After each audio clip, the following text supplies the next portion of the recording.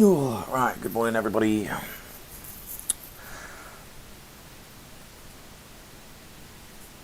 Welcome back to my streams after a few weeks. Hopefully you can hear me okay. I've sort of changed my headset. I'm just using earplugs basically from Apple, so hopefully they work, but I can hear myself a bit better. Hey Mark, hey, you can let me know if you can hear me okay, or if it's a bit quiet. I can adjust it if I need to. Yeah, I've had a few weeks off, Mark. I've been pretty busy with various other things, unfortunately.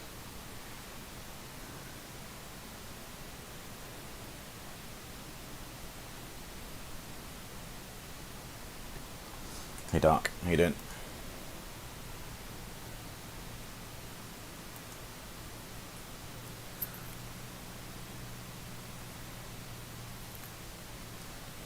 Yeah, let me know if it's loud enough.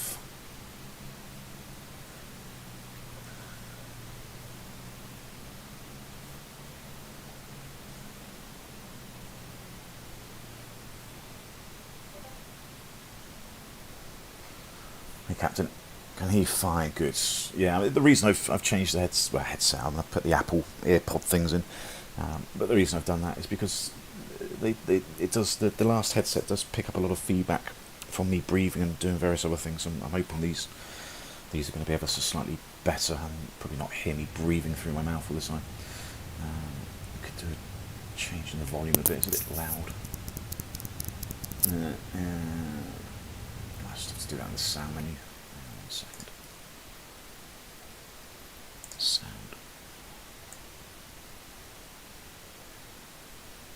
It's a little bit loud from the old earlugs.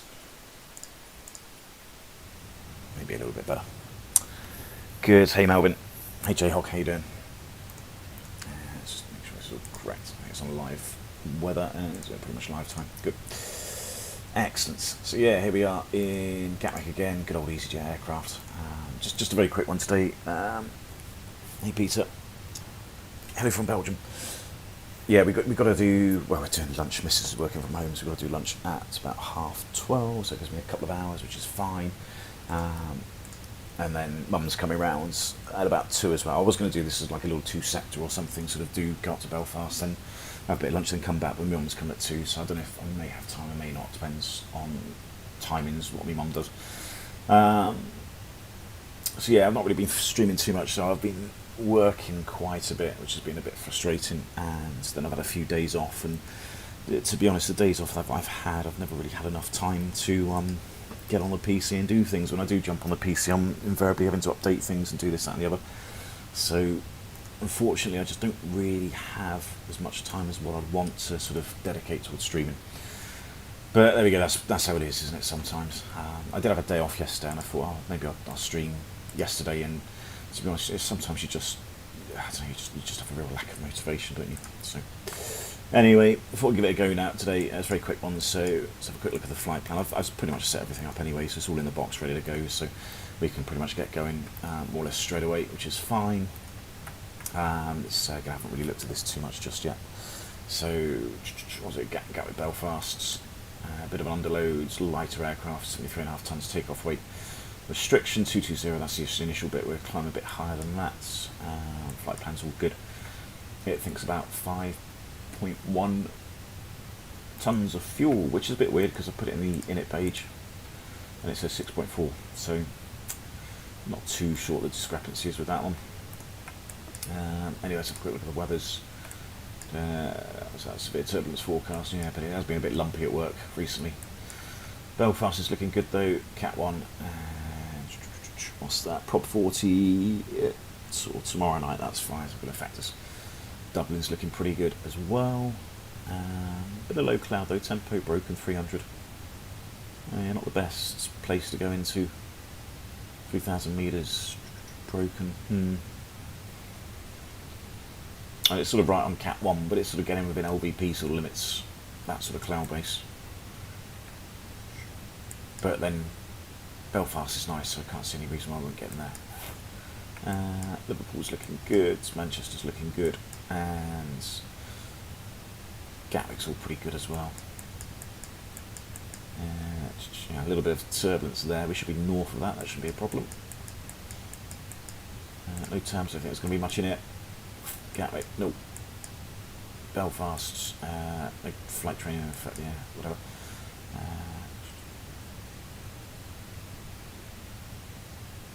So what's that? Runway 0725, available taxi only, with no movements west of runway.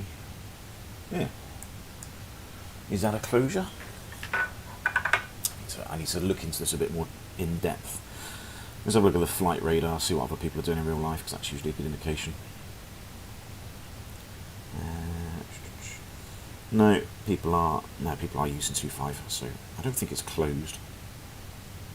Let's look at the real world no times, because they're sometimes a bit clearer.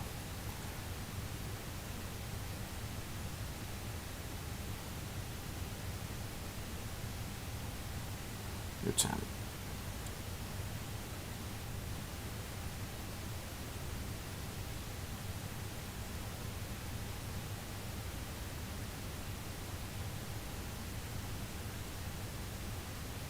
Not sure. Don't know. Anyway, it seems to be using it in real life, so I think it'll be fine. We can use runway 25. Dublin is probably good. A couple of closures, the taxiways. Birds, yeah. Tower frequency, that's not going to apply to us.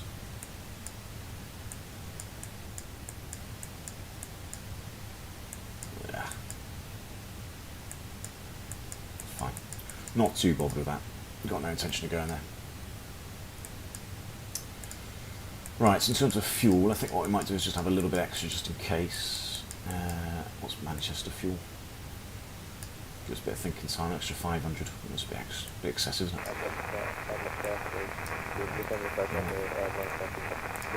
Be quiet.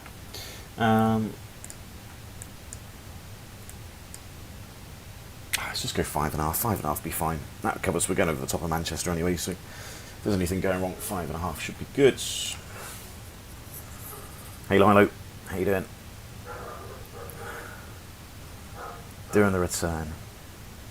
You're going to do the return, Dark? Yeah, I would try to do it. It's just my mum was saying she's coming back at 2, which is going to be right in the middle of me probably starting a stream and finishing one, so she doesn't know how to time things. Right, 153 passengers, a pretty good load. No, hang on, what do I want?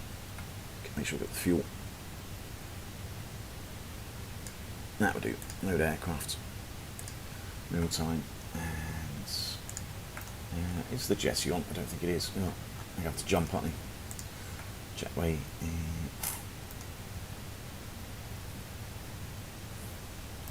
Is that even a jetway that moves?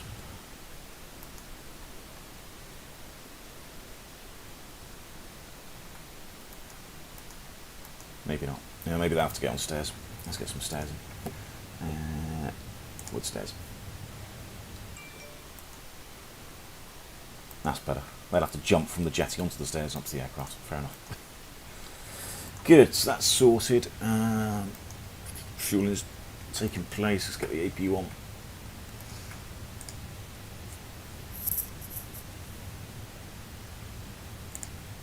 Sorry if I don't sound too enthusiastic today. I'm quite tired this week.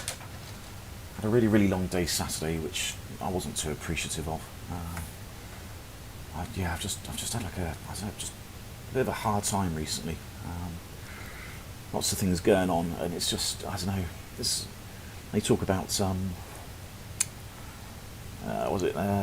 mental health, don't they? I'm not saying my mental health is in question, but I'm just you know, it's just been quite hard work. Just having the sort of time to get on the PC and do things has not been as quite as straightforward as what I wanted it to be. But there we go. Right, 5.5. That's what we're going to load. So it thinks a little bit less. I think this is going to change once we get going. Once we get the load sheet and everything up. AOC received load sheet. There's a preliminary load sheet. Yeah, I think once we get going, the extra time will be fine.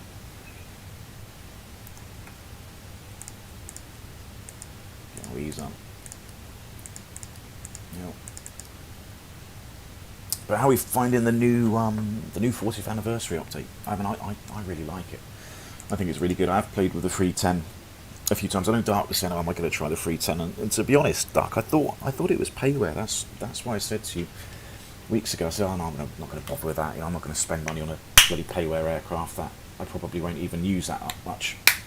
I had no idea it was free with the update. I didn't realise that at all. And obviously it is free, and since the update's happened, I've been playing around with it, and I do really like it. I think it is really good. Certainly for a payware aircraft, it's not easy. It's not an easy aircraft to fly, that's for sure. I've struggled a little bit with it, which I think is, I don't know if it's maybe something to do with the flight controls, or it's just not as easy as sort of what I expected to. Even when you trim it out, it's just been a bit hard work. So yeah, I've sort of tried to practice with it a little bit. I am planning, I think once the missus is going to the office, what day is it? Is it Wednesday? Tuesday today, I think. So she's going into the office Thursday. So one of my plans Thursday is to do a decent stream with the 310. It's good though, arrival into... yeah, can you get a 310 into Innsbruck dark? That's maybe a bit big in it for that. Yeah, it may not be the best aircraft to try and get into a small runway. So yeah, I might try and do like a... Okay, that's going to happen all the time, everything's going to fall out. Do like a longer flight.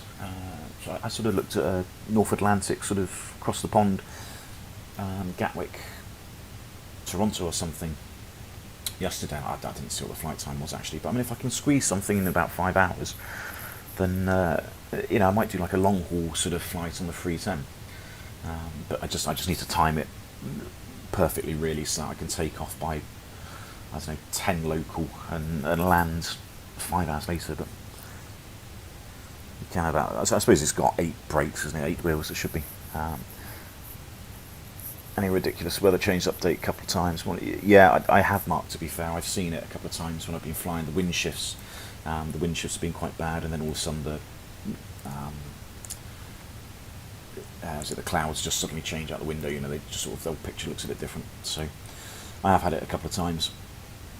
But I don't know if that's just me. Maybe it's something I've set up. One thing that has annoyed me since the updates, was it the updates? I don't know if it was the update. I updated the NVIDIA driver as well yesterday, and all my graphics settings reset to something crap. It was just awful. All the textures were terrible. Like, I looked at the 310 FMGC and all the textures were blurred, couldn't read anything. I was like, oh my life, what do I have to do? I couldn't remember what my graphics settings were on to start with. So I've had to sort of go back and rejig that. I don't know if that was the update or whether it was the NVIDIA stuff, but yeah, I've had to redo that. But I think it's okay. One thing I might need to do, it's not doing it quite so bad now, but when I'm sort of moving around, I get these sort of horizontal lines that sort of break things up, and it doesn't sort of pan too smooth. It's not quite so bad now, you can sort of see it. But, these sort of horizontal lines going across the screen, I think that's the graphics settings. I think something's too high, but if anybody knows what might be causing that, then please let me know, see if I can sort of try and resolve it. Anyway, let's just have a quick look at the box, and let's get the... Alright, so what have we got? Zero fuel weight is 58.3, that's what we're expecting, and the zero fuel weight CG is 30.6. There we go, set that. Let's have a quick look at performance.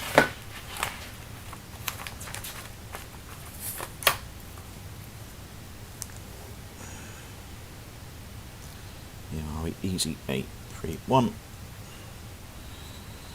Gatwick, Belfast, and what's the takeoff weight? It's going to be, was it 63.6? Yeah. So yeah, that's wrong because that's the preliminary low sheet. Obviously, we've got a bit more fuels. And the CG is going to be about 29% ish. What happens with the sim update? Yeah, I think it is smart. Hey Dave, how you doing? Right, so that's done. That's done. So Kazala's going off like crazy, so everybody at work's whinging about something. What do I want to do? Performance. Right, I look at this again because I think this is wrong. I think this is the database in the EFB for the Fenix. So normally we sort of use Bravo Bravo 1 figures for Gatwick. That way, if you go from Alpha or Mike, you know, you've got conservative figures and you've got plenty of runway ahead of you.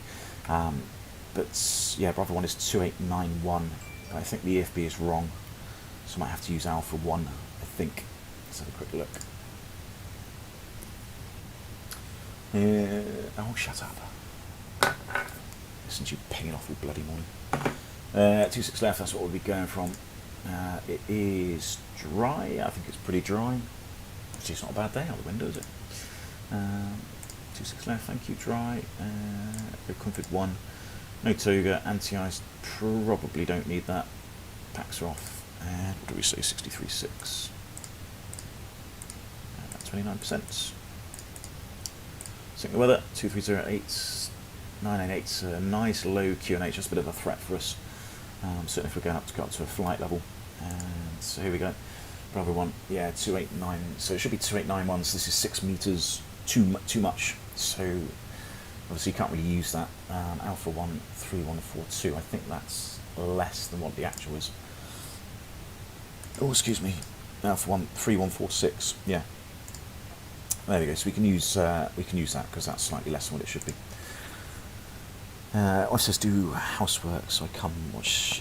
Yeah, I've had the same. Actually, Jay, I've got to do some bloody hoovering. That's what I'll end up doing. My mum would come round, and after lunch I'd do a bit of hoovering, bloody keep her happy. She's always fucking whinging. Anyway, speeds. What's that? 140, 143. So what she forgets is, like, you know, I go to work for 5 days, and I come home, and I just want to bloody relax, and I get a list of fucking jobs to do. 68 degrees. Flat 1. Good, so speeds are good. Thrust action acceleration 213. Speed around the corner is 220, so that's fine. We can do that in clean. Good, excellent. Yeah, interesting. 1.4 on arrival. So yeah, I think this is going to change as soon as we get airborne. I don't know if there's a bug with the Fenix again, or if the flight planning. I'm not too sure. Big sort of discrepancy between the init page and what we're going to see. So let's have a quick look at that. Just make sure we're not doing anything daft.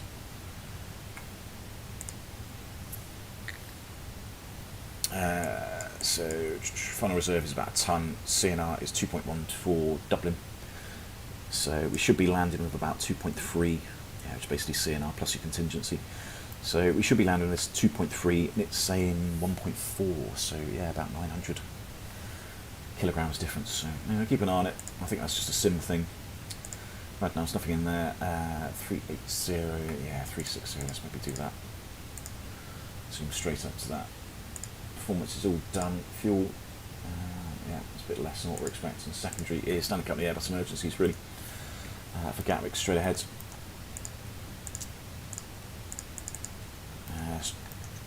Go on, get a map. There we go. Straight ahead, and 1200 feet we can level off and accelerate if the engine's secure. Then 1700 feet we'll make a left turn down to Willow, hold down there, and we'll just come back on 26 left. And I think we are below max landing weight. What is it? 63.6. We 64. Yeah, 64 and a half. So yeah, we're below max landing weight as well, which is good. Handy. How you doing? So I think all we're waiting for now is just the loading.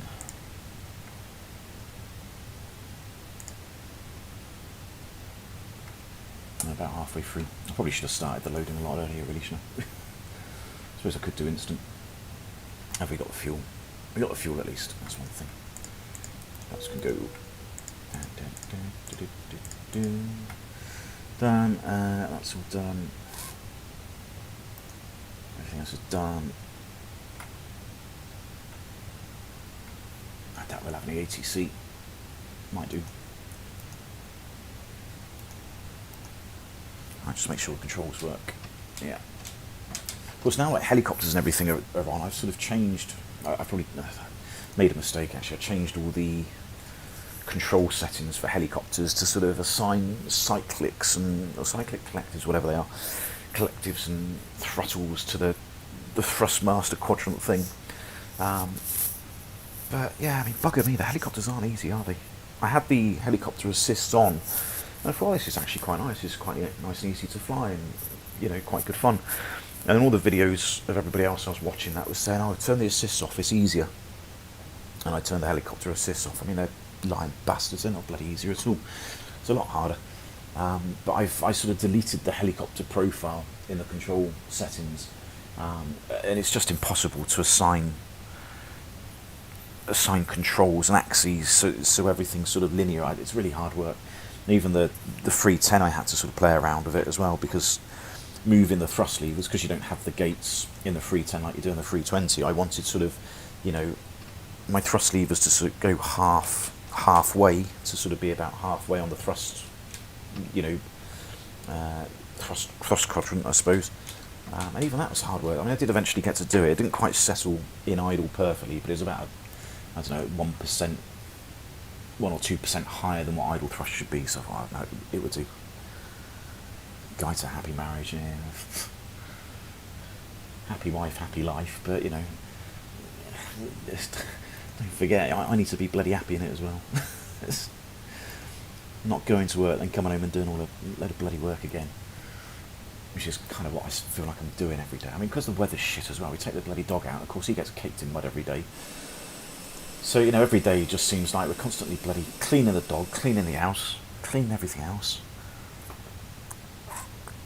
London Heliport looks weird. Did it look weird? No, I don't know it personally, Andy, but I thought it looked quite nice. The one thing, I did put the photogrammetry stuff on. I know people said turn it off, but I did turn it on for helicopters, because we're flying slow enough. His PC should be able to cope with that. But all the buildings were sort of, I don't know if this is a sim thing or whether it's just the data and it downloads things. But say you've got a building which is obviously real world textures, but it's all sort of, I don't know, it's not straight. It's not like a nice clean building like that might be. I wouldn't necessarily say it's sort of fuzzy or low res, but just the building lines, the walls, they just weren't very great. Did the thrust levers move in the 310? I didn't spike correct setting in the FB. Yeah, I can. If I should have time actually. Hopefully I should have time. It was about an hour's flight time, isn't it? So we should be there. Should be there about midday-ish. Yeah, just about an hour. What is the time? Yeah, I want to get going in the next 10 minutes, really. Yeah, if I get time, or try and remind me. Once we load up in Belfast, that's where we're going. I load up the 310, and I try and do it on the runway so the engines are running, and then I can show you my control settings for that. And it's just sort of kind of what I've done to make it work. And I did configure it in the FB, so that seemed to work okay. But yeah, the actual settings or sensitivities, when you look at the graph and the sensitivities and the control settings in the sim options, it's like they're in a real sort of weird place, but it does seem to work. So yeah, just try and remind me when we land, and we shall try and do that and have a look. Alright, have we got any controllers on? We've got nothing online at all. Oh, well. It's just going to be us and everybody else. There we go. Here's what it is.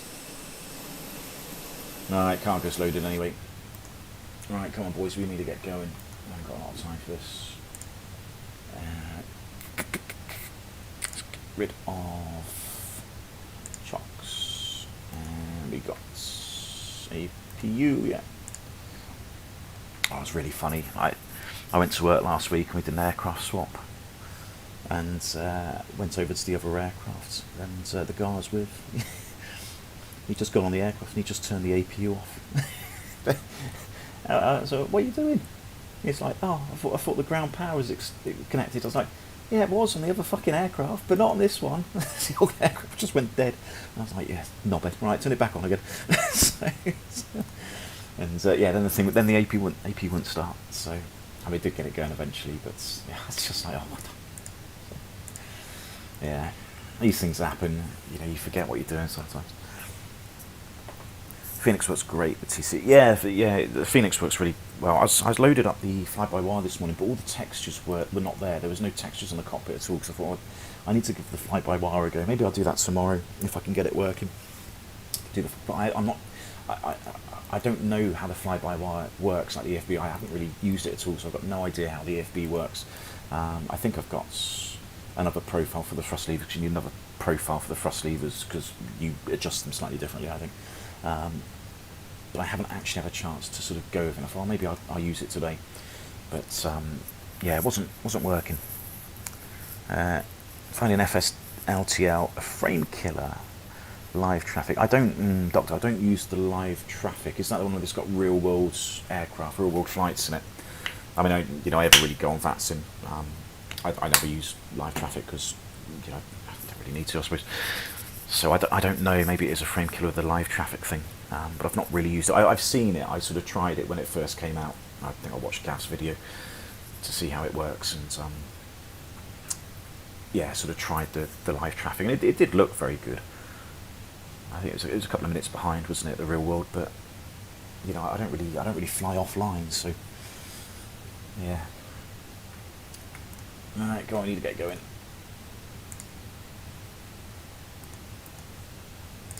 What time are we due to go now, I think? Oh yeah, plus 5 minutes, oh well.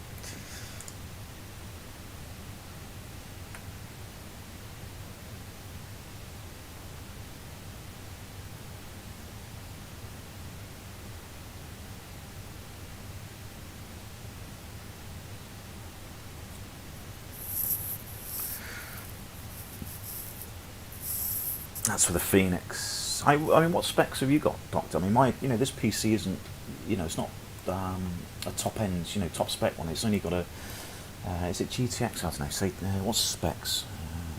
The bot should work. But it seems, my PC handles Fenix without any problems at all. And I've got the graphics settings on reasonably high. So what is it? GTX 160. There we go. So I'm sure it's not top of the range, but it seems to work. But yeah, no, I don't really have any problems with the Fenix. I did. I mean, those that have watched me for a few months will know I probably did have some problems. But that was, I think we attributed that down to the hard drive. So we swapped the hard drive with the SSD. As soon as we did that was it. It was great. It was fine. Worked.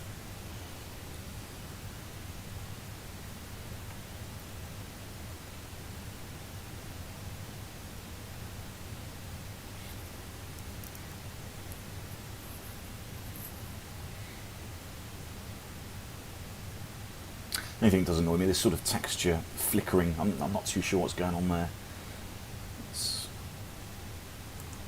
I do have, I've got some sort of screen.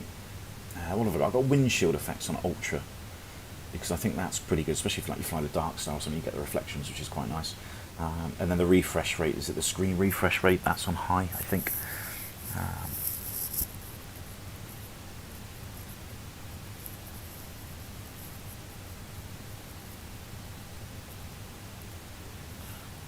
Yeah. Yeah, I think we looked at my RAM, Andy, and Dark said it was on a specific, 2400 megahertz. But I think the motherboard needs to be better. If I'm right, Dark could be able to answer this better, but I don't think I could have it any faster, because I think the motherboard needs to be able to cope with it faster, if that makes sense. I don't quite know. I don't quite understand all the technical jargon. Alright, come on, another sort of 15 odd people to go.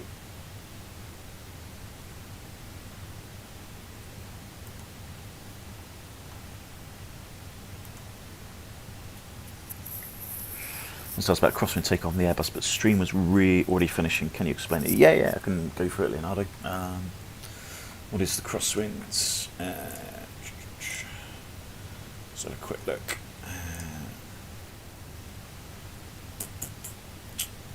We're looking at that one. So we haven't really got much of a Crosswind. Have you seen the SOP manual, the version 2?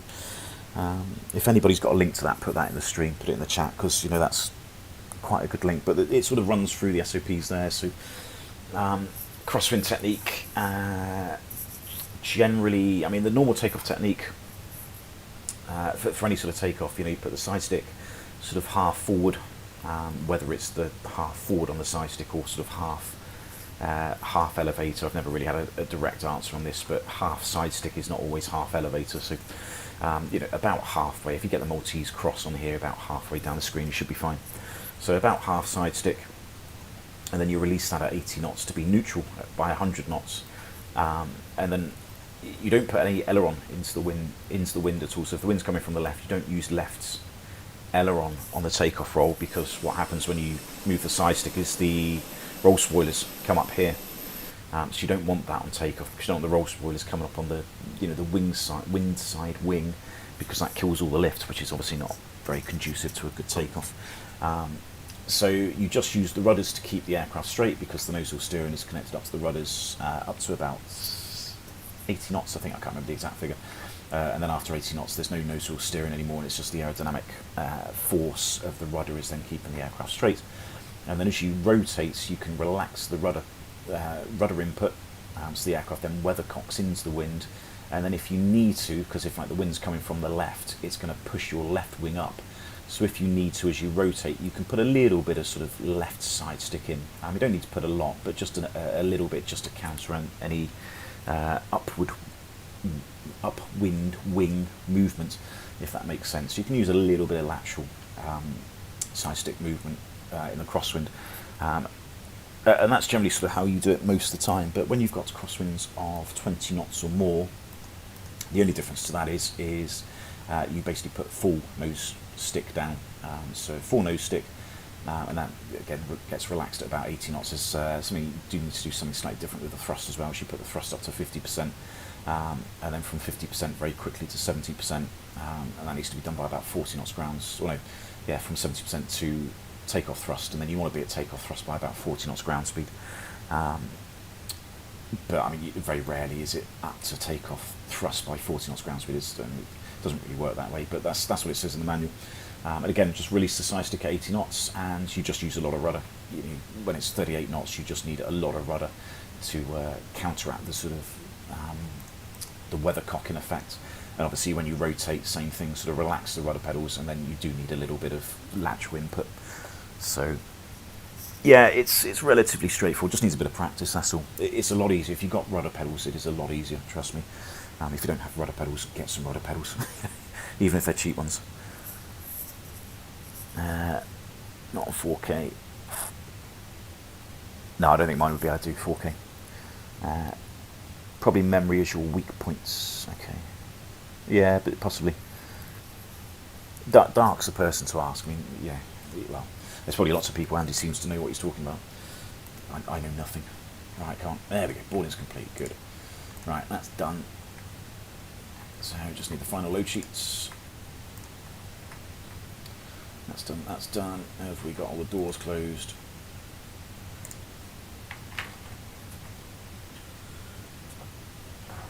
I'll check this in a second as well. Checklist. Right, they're all closed. Excellent, good. Get guard on, because I'm going to need that in a second. Right, let's have a quick look at, make sure this is all fine. So engine hydraulics, yeah, all quantity needs to be a bit lower, really. That's a bit high. Wouldn't expect to see that much. You'd see sort of anywhere between about 12 and 18 normally. Fuel is looking good and it's balanced. Hydraulics good. That's all fine. So cockpit preparation, aircraft acceptance is completed. Fuel quantity we've got just under 5.5 and it's balanced. Seatbelts are on.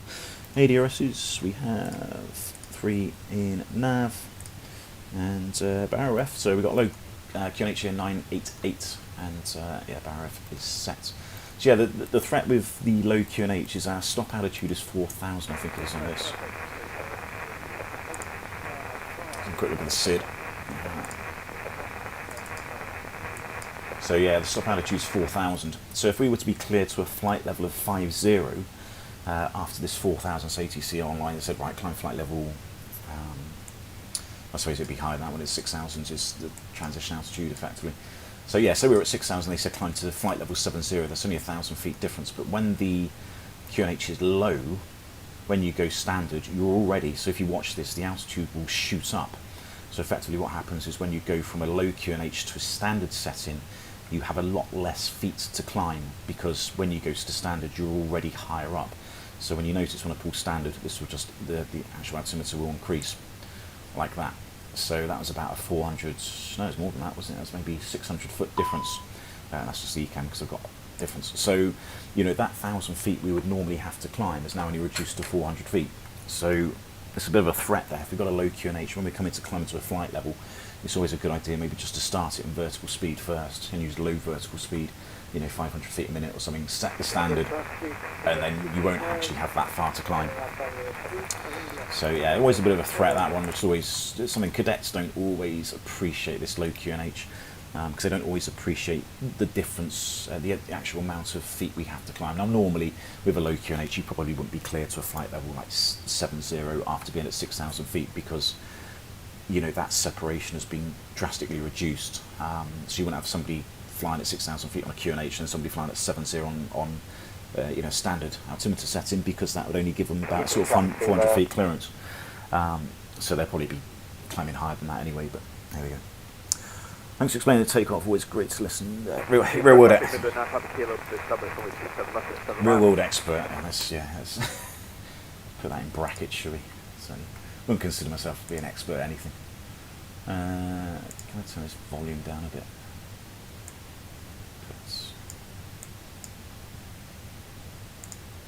What they say? Expert at nothing but master at everything, or something. I don't know. I can't remember.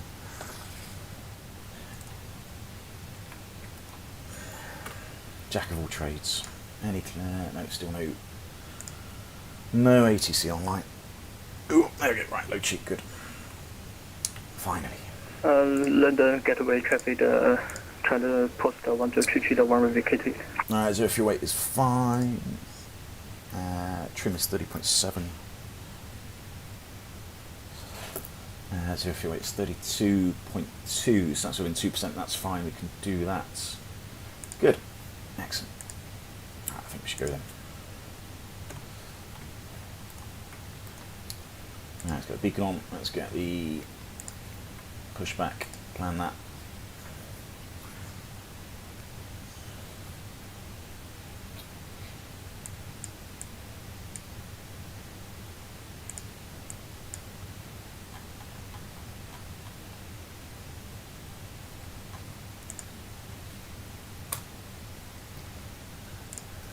Cockpit to ground. Get him going. This is ground. Stand by.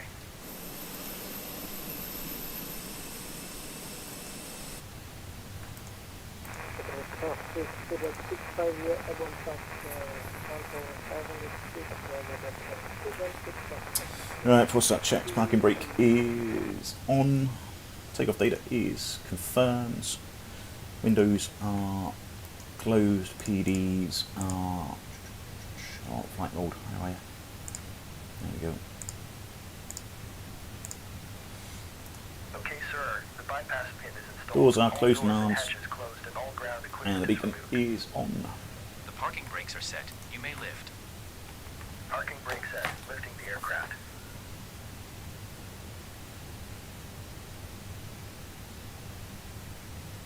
We are cleared for start and push. Okay, cleared for push start. Please release parking brake. Good. Alright, so there's nobody around, so parking brake can be released. Parking brakes are released. Commencing pushback. You can start the engines in sequence. It will start in the sequence. Gatwick traffic, easy 831, stand 553, pushing back on Lima to face east. Alright, so engine mode selector, it starts. That's not good, standing one. I'll only do 2 engine, it's a pretty short taxi out of here, be Lima Papa, and then Alpha South, Alpha North. And it's so quiet, there's no other traffic around, we'll just do 2 engine. Taxi.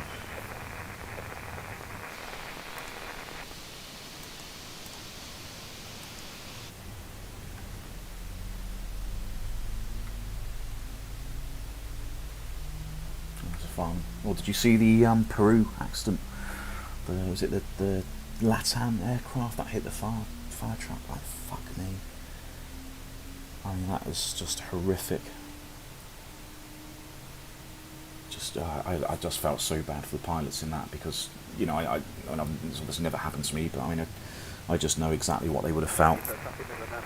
They're bombing down the runway at 100 miles an hour, 150 miles an hour, whatever speed it was, and just seeing this bloody fire engine come out in front of them.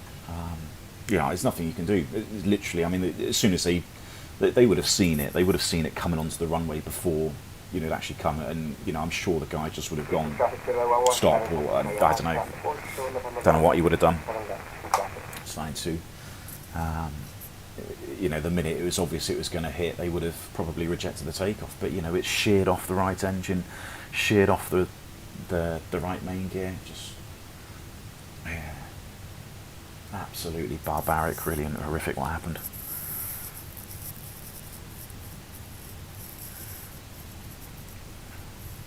They arrested the pilots. Did they? I don't know, Mark. To be honest, I don't know what's happened. I don't know if they took off without clearance. Pushback completed. Please set your parking brake. I don't know the full details of it, to be honest. Parking brake set. So, Parking brake yeah. set. Lowering aircraft. I mean, to be honest, you know, I hate to say it, but being arrested after something like that it's almost standard procedure, you know, because it's, See you at the side. Have a good flight. you know, if there's any sort of criminal, Thank you and goodbye. I'd say criminal, you know, it's a really horrible thing to say, but you know, if they were liable from any sort of criminal point of view, from manslaughter, negligence, or anything like that, if they've been arrested at the scene or after, you know, post the event, they've kind of, you know, they can drop the charges if they've been found not to be guilty of doing anything. But you know, if they're later to be found, you know, negligent, there's questions asked, why haven't people been arrested in the first place? I don't know, it's difficult to sort of answer, really, and obviously different countries do different things. Right, that's started, that's back on, don't need the anti-ice, that's off. Spoilers, rudder trim, that's done. Trim, what do we need? 30.7. Yeah, I don't quite know what the full story is, but just very, very tragic. And I mean, fortunately, nobody died on the aircraft, I suppose. Not to say the poor bloody, fireman that died, but you know, I mean, firemen sort of have right of way in most occasions, but when an aircraft's taking off, that right of way is then basically revoked, and the aircraft then has right of way. So there we go. It's, you know, just another tragic accident. Right, so we go down here. Lima Papa, it's a bit easy to see on this chart. So Lima Papa, and we go probably Alpha North, Alpha 3. Gatwick traffic, easy 831 is taxiing to runway 26 left via Lima Papa, Alpha North, and Alpha 3. Good, that's good. You're going to get out of the way. You are going to get out of the way. Thank you very much.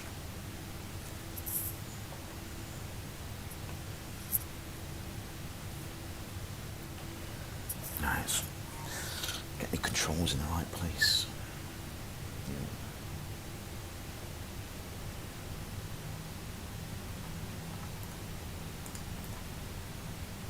Not doing the after starts away. I remember to do them. Right, after starts anti-ice is off. Ecam status was checked. Pitch trim was 30.7% set, and rudder trim was neutral. So our checks complete. Brakes are checked. Being sloppy.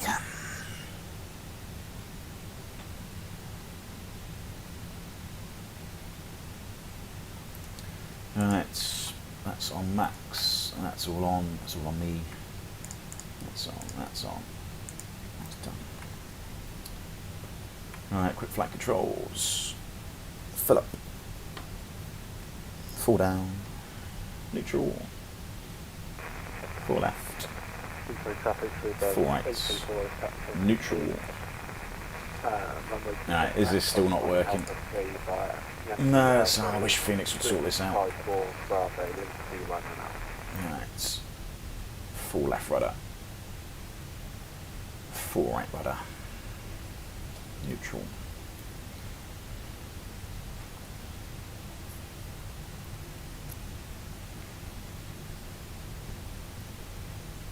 It's very quiet today. There's nobody online. There's no controllers. Not many other people flying. I don't know. It's a very quiet day to be doing things. Lots of time. Fly past, yeah. Might just about make it.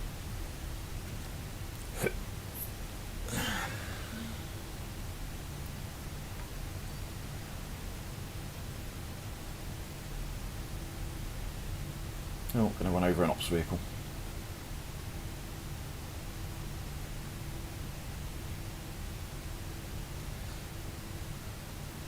there a way of turning these things off? Is it like ground vehicle traffic or something? I don't know.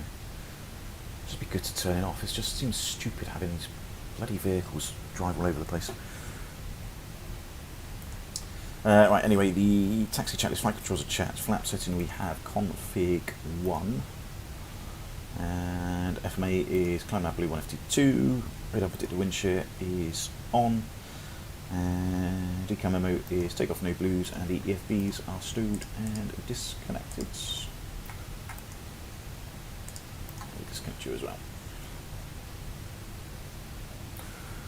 They were arrested towards the airport. Operator, the firefighters did obtain all for the radio station to cross the runway. Firefighter coordinated where air traffic control services that they... Yeah, see that's, you know, clearance to cross a runway is not given the day before, it's given at the time. You know, now they may have coordinated to cross the runway at a specific point at, you know, time of the day, but it's still down to air traffic control's responsibility to tell them it's clear to cross. You know, so I don't really know how it works, but you know, not that part of the world, but you know, if you're a firefighter in Gatwick and you're cleared to cross at, you know, 11:07 Zulu, that doesn't mean you just bomb across the runway at 11:00 Zulu, you know, without actually having spoken to tower. You know, because if somebody's actually taking off, you know, that aircraft then has priority. And I'm sure even the rules of the air, I don't know, there's something in ICAO, I'm sure, you know, aircraft on the runway, they have priority over anybody else. Essentially, unless there's a reason why, you know, they can't take off safely. But miscommunication, you know, lack of clearance. I mean, you know, maybe it's air traffic control's fault. You know, maybe they're liable to a degree. Anyway, let's get going. That's done. That's done. That's done. That's done. That's done. Done. And that's done. There's my phone. There it is. Make sure nobody's lining up.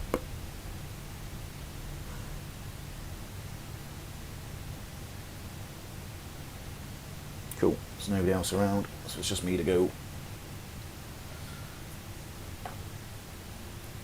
So, line-up checklist. I didn't time the engines, we had 3 minutes. Cabin is secure. Takeoff runway is 26 left fire alpha. And takeoff clearance is confirmed. Keep going. TCAS is TARE, and PAX 1 and 2 are both off. Ground traffic, Easy 831 is taken off runway 26 left fire alpha on the land 16 right departure. Easy traffic below 117 from November Bravo 3 is picking up to left traffic.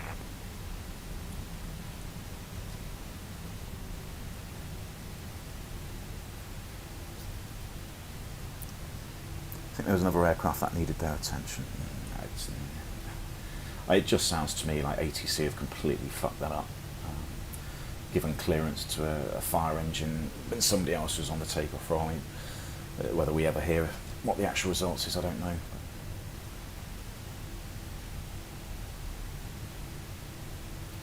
Anyway, shall we go? Lights are all good.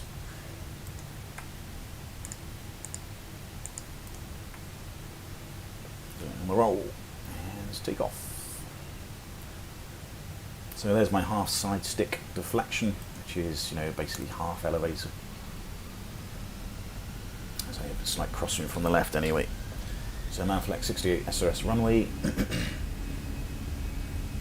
Thrust is set.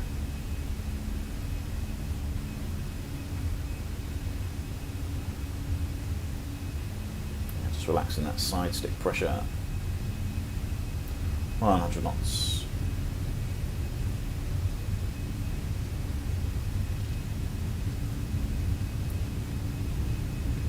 V1 rotates.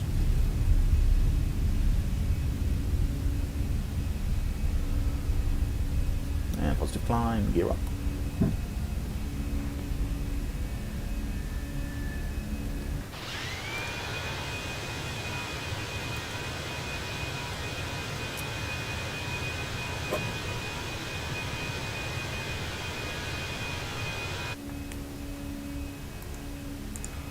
We're going to VLS, there we go.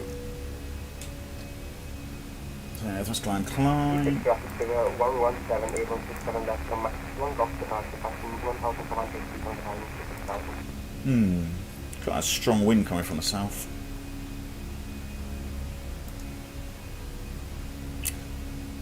So I might just hold S-speed around this corner just so we don't bust through the north part of the SID. Massive clusterfuck, yeah, it was dark. So it sounds like it anyway. I'd like to think that the pilots didn't take off without takeoff clearance, but you know, again, these things can happen. Just assume there's no ATC restrictions, that's 6,000. Open climb 6,000 blue.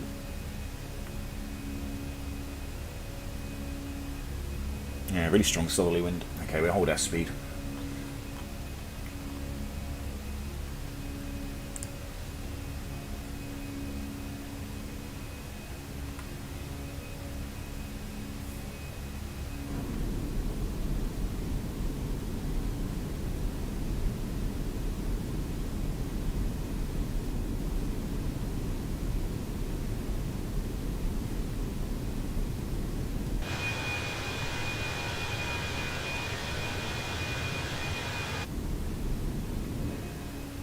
You know, you haven't been on the sim for a while and you're sort of staring at the keyboard going, what button do I have to press to get back in the cockpit? That's sort of where I am. I'm just trying to remember what on earth it is that I've got to do and press.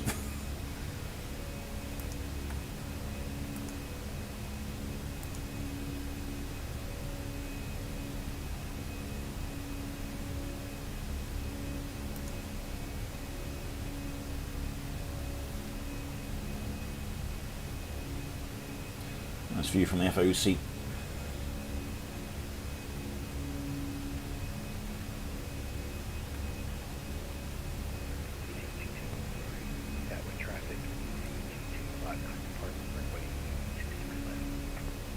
There's someone behind us.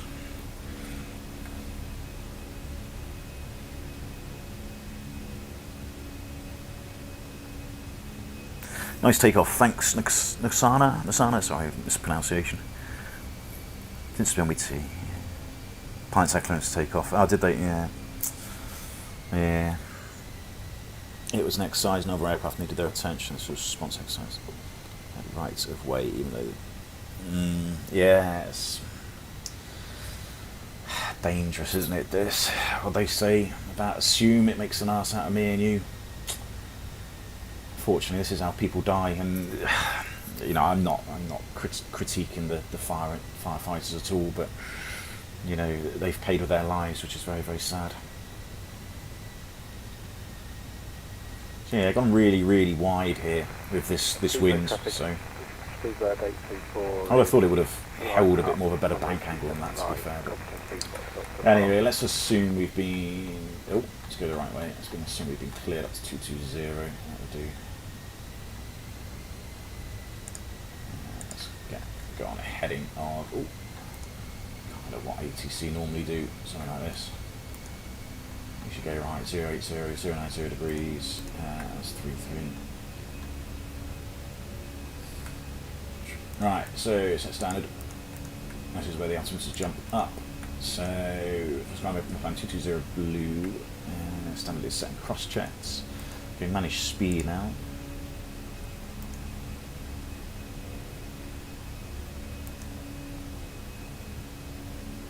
Yeah, above our speed flat 0. Spoilers. Landing gear is up. There's no SOP, which I keep forgetting to do. I'm always bloody forgetting to do that. But the landing gear is up, which is always good. Lights can go off. Yeah, that's the crew. That's fine. They can be released. Above the MSA. That's back on standard. And usually what ATC are pretty good here, if they keep us sort of, well, it gets climbing pretty quickly. So if you hold sort of green dot on 220 knots in the climb, you can usually get an early left-hand turn, which I don't think there's any traffic about, so we're going to do that because it's going to save us a bit of time as well. So let's go Brooklands Park. There we go. That's what we normally get. So now Brooklands Park, because there's departures that come out of Heathrow that sort of come along here, along the sort of M25, you need to get the heights so that you clear all the traffic going underneath you, really. Is takeoff with PAX the most used procedure on airports with huge runways? It depends on your airline, Leonardo. For EasyJet, yes it is. That's SOPs for EasyJet. The last two airlines I worked with, that was SOPs for PAX off.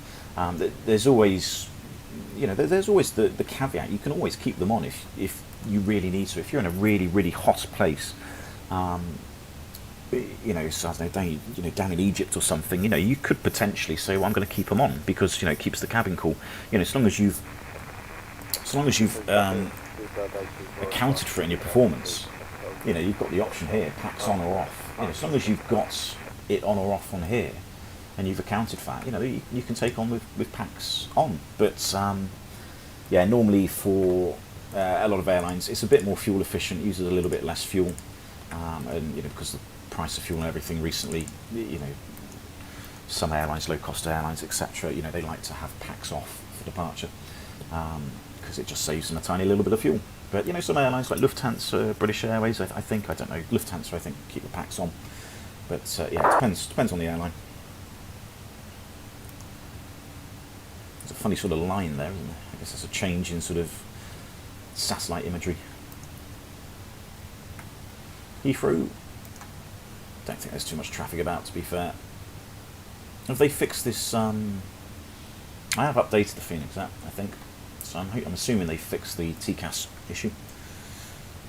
Right, so what's our plan? 3.6. Let's go straight up to 3.6.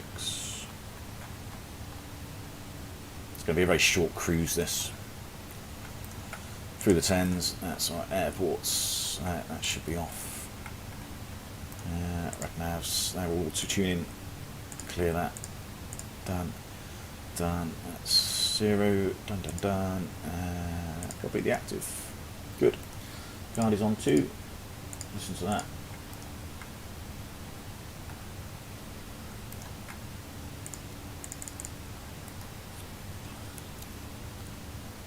Always forget to turn them off. But you don't have to have them off. That's the thing. Like if you're doing a Lufthansa, I think I did a Lufthansa flight, didn't I? Did I do a Lufthansa? Yeah, I did. Like the Frankfurt flight, one of the last flights I did.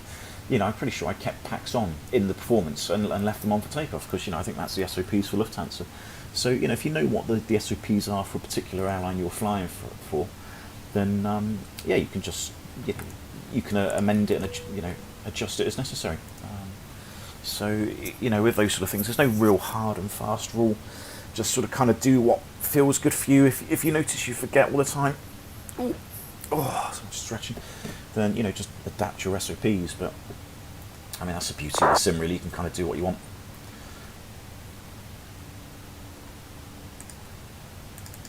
Alright, so let's have a look, see what we got.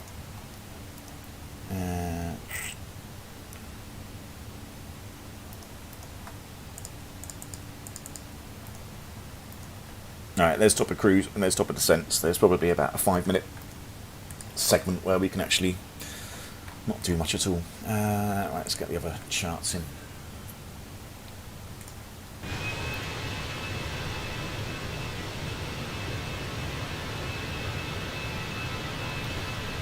Let's not ignore the nice views over London.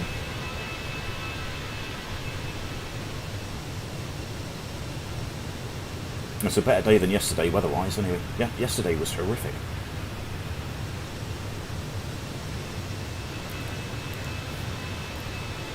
So I did really want to stream yesterday, but I don't know, it's really bad. I just couldn't be bothered. That's so bad and that's so lazy. But some days you just need a day off, don't you? I think. But it was kind of a shame because I thought it was actually a pretty good day. It was a good day to stream because the weather was so bad. So, there we go. It's what it is. Right, arrivals. We're one of these. I can't remember which one it is. Is it Lizard? It's usually Lizard, something like that. Have a look. Leicester, Rodal, Tenzu, Bellox, Ramsey, Mopkuts, Robop, Ipset, Belzu.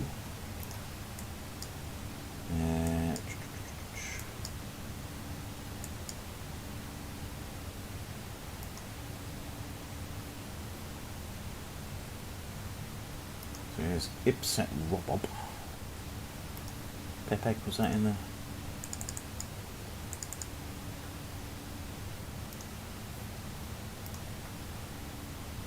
Matuk Nopki.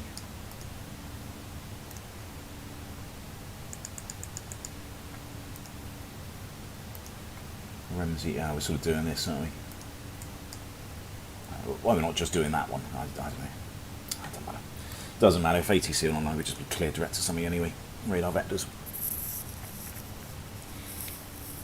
What final lap to fly in Belfast? Let's see an RNAV final, because I'm not experienced. Is there an RNAV? I mean, we can do an RNAV. There's no reason why we can't. I think the weather's good. Let's have a quick look.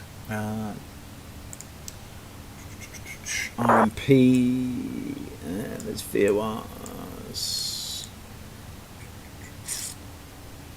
Yeah, there isn't any, unfortunately. There's a VMR DME. I mean, I could do that. Oh, should we do that? Should we do something a little bit different just to show you? Could do sort of procedure. Something a little bit different, isn't it? What's the viz we need? Just make sure we got it. So we need 1,300 meters, which I'm sure we've got that. I'm sure the visibility is fine.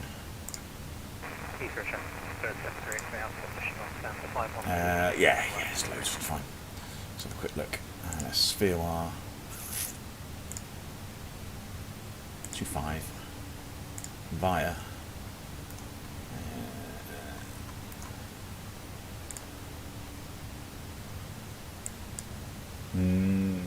So I don't want the Belfast VOR, I kind of want the one out here, maybe the DME arc, so it's probably not going to be Bell 1 or 2, because that would be the arc, that would be the procedure, so maybe Ringer. Let's have a look at seeing that one.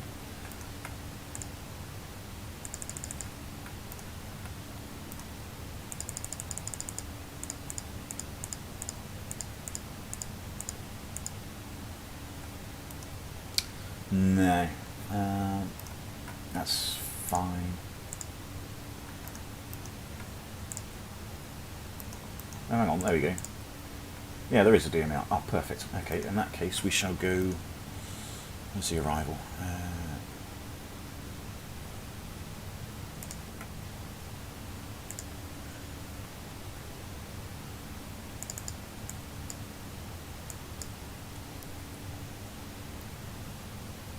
In that, let's go of POC direct to Ringer.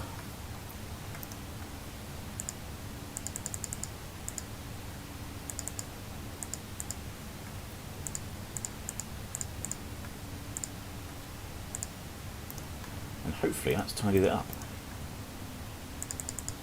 Yeah, there we go. Now we've got procedure DME out. Well, let's do that then. Let's let's give 2.5 a go, because we can do that in final lap, because it's a VOR DME approach. I assume it's DME. Probably, yeah, VOR DME. So it's an overlay approach, basically. It's what we can do, what we call a fully managed 3D approach, because there's a vertical profile and a lateral profile. There's a lateral profile there, which is the track, and then we've got the vertical profile, which starts at 2,500 feet and then goes down to basically the minimum, which is 700 feet. So we can do this like 3D, so we can do this in final lap without any problems at all, because we've got vertical and lateral guidance. So yeah, we can do that. It's a little bit offset though, 257, and what on earth's the runway QDM?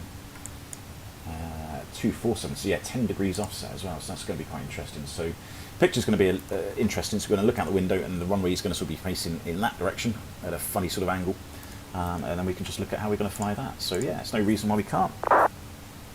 Happy to help, Leonardo. It's always good to have a look at something slightly different, you know, purpose of training. You can do this. Weather's en route, I think all fine. It's looking very nice out the window. I'm probably not even going to bother getting any en route weathers. When you look out the window and you see this, you know, there isn't much point. I mean, a lot of the times you'll have the OFP en routes on there as well. So, you know, this is a bit of sort of time management. You know, do you really need to spend any time getting weathers when you do short flights? You know, arguably, probably not. At least, so I don't think we've got any en routes here at all. No, not really. Oh, we know Manchester's good. Manchester. So yeah, it's like something else that you can sort of speak to cadets, you know, tell cadets about, you know, our OFP arguably would probably have the weather, you know, maybe Birmingham, Manchester weather on here anyway, even if they weren't an alternate. So, you know, you think it looks lovely. You know, it's Cav OK. We're not going to have any problems here, are we, at all, sort of landing anywhere, because, you know, we're going to be visual. As long as the winds were fine, but you'd kind of know about that. You would certainly know about it on the ground, because you know if any storms are going through. So, yeah, VOR, exactly. Flew on DC-10s, 747 200 South America for is that a decade? All nice. Was it a passenger, Andy, or was crew? A proper aircraft then. Well, mind you, I prefer the TriStar, sorry, but you know, if I'm going to talk about a tri-jet, then it's going to be a TriStar every day. But I think we're done. That's what we've done. So paranoia checks. Paranoia. What haven't you done? There's always something that you haven't done. It's like learning to fly lesson 101. What's the next event? Do I get that right? There's no RNAV to... So we do a VOR. That would be nice too. Sorry, asking. No, it's fine, D. No, your English is perfect, mate. Spot on. Don't worry, carry on. There's no RNAV onto 2.5. So let's have a quick look. So approach. So we got RMP to 07. So we got the reciprocal. So we got runway 07, which we could do. Well, there's a VOR to 07. There's VOR and DMEs to 3.5, which is the smaller runway, but we don't generally use that because it's a much smaller runway. So unless we really have to, there was something in the note times about possibly not using the runway 2507, but you know, this is going to be a bit performance limiting because it's a shorter runway. So we wouldn't really use 1735. So it's only really 07 or 25 are the options. We've got SRAs as well, which we're not really going to do that because we need ATC to do the SRA. So the only RNAV approach we've got available is to 07. Now, to be fair, the weather's actually not that bad. We've got 350 at 5, sorry, 350 at 3. So what's that, 2.5? That's about 100 degrees off, isn't it? So 07, you know, arguably you could probably say you could use 07 with those winds. I mean, there's no barely any tailwind component, to be honest, so it doesn't really matter which one you use. You could do both. 2.5 is usually the preferential runway in Belfast anyway. Let's just turn off my filters for the radar, clear that. But currently it looks like, I think they're using 2.5 in real life anyway. So 2.5 is usually the preferential runway, so I'm just going to stick with that because it's more likely what we're going to use. I'm sure there'll be somebody on VATSIM going, oh, it's 350, you've got to use 07 because it's a tiny headwind component. You know, people that just don't know what they're doing, basically. Is there anything in the notes? Sometimes there is notes in Navigraph. If you go Gen, sometimes it says about preferential runways.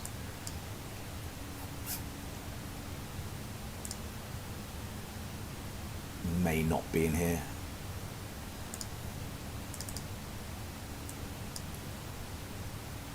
No, possibly not, but yeah, you will get preferential runways in a lot of airports, and you know, I'm fairly sure 2.5 is the preferential for Dublin, Belfast. Right, there we go, got 1,000 to go. So yeah, quick flight this one. So it'll be a quick brief and everything. My dad worked out of Buenos Aires for a long, this Lufthansa. Oh, nice, cool.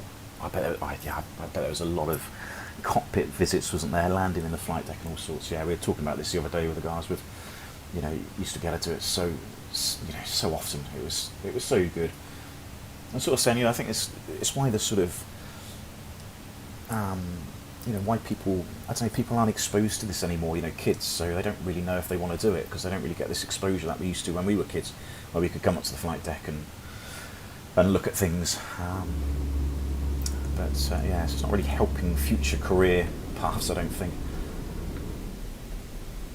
Yeah, it's a very, very nice day out of the UK today. Gav will be down there somewhere. There's Sheffield, somewhere down here, isn't it? Alright, come on, Gail, up you go.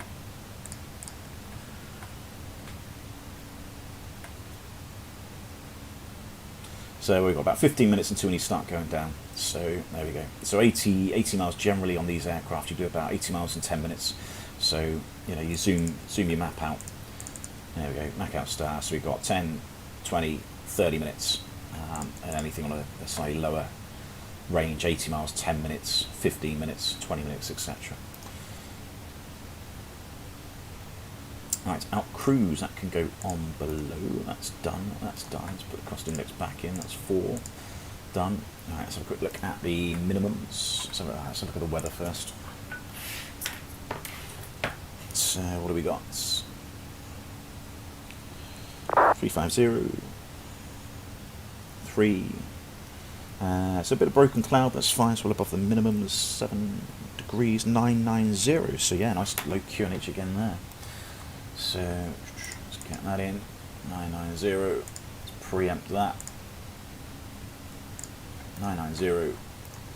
And might as well just leave that at 990 now. We're going to go down in a second.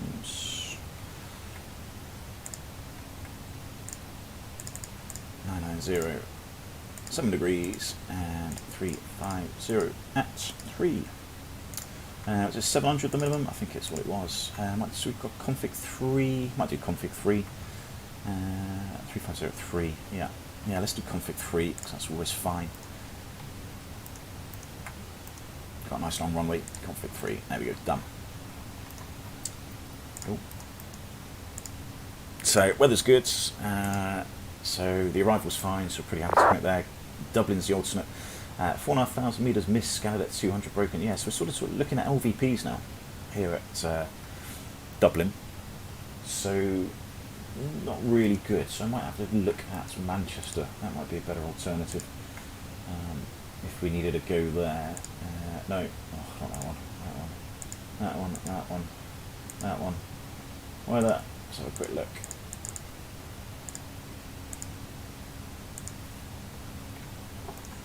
Now, where is Manchester? It's right off the nose. So, to be fair, it's down here, isn't it?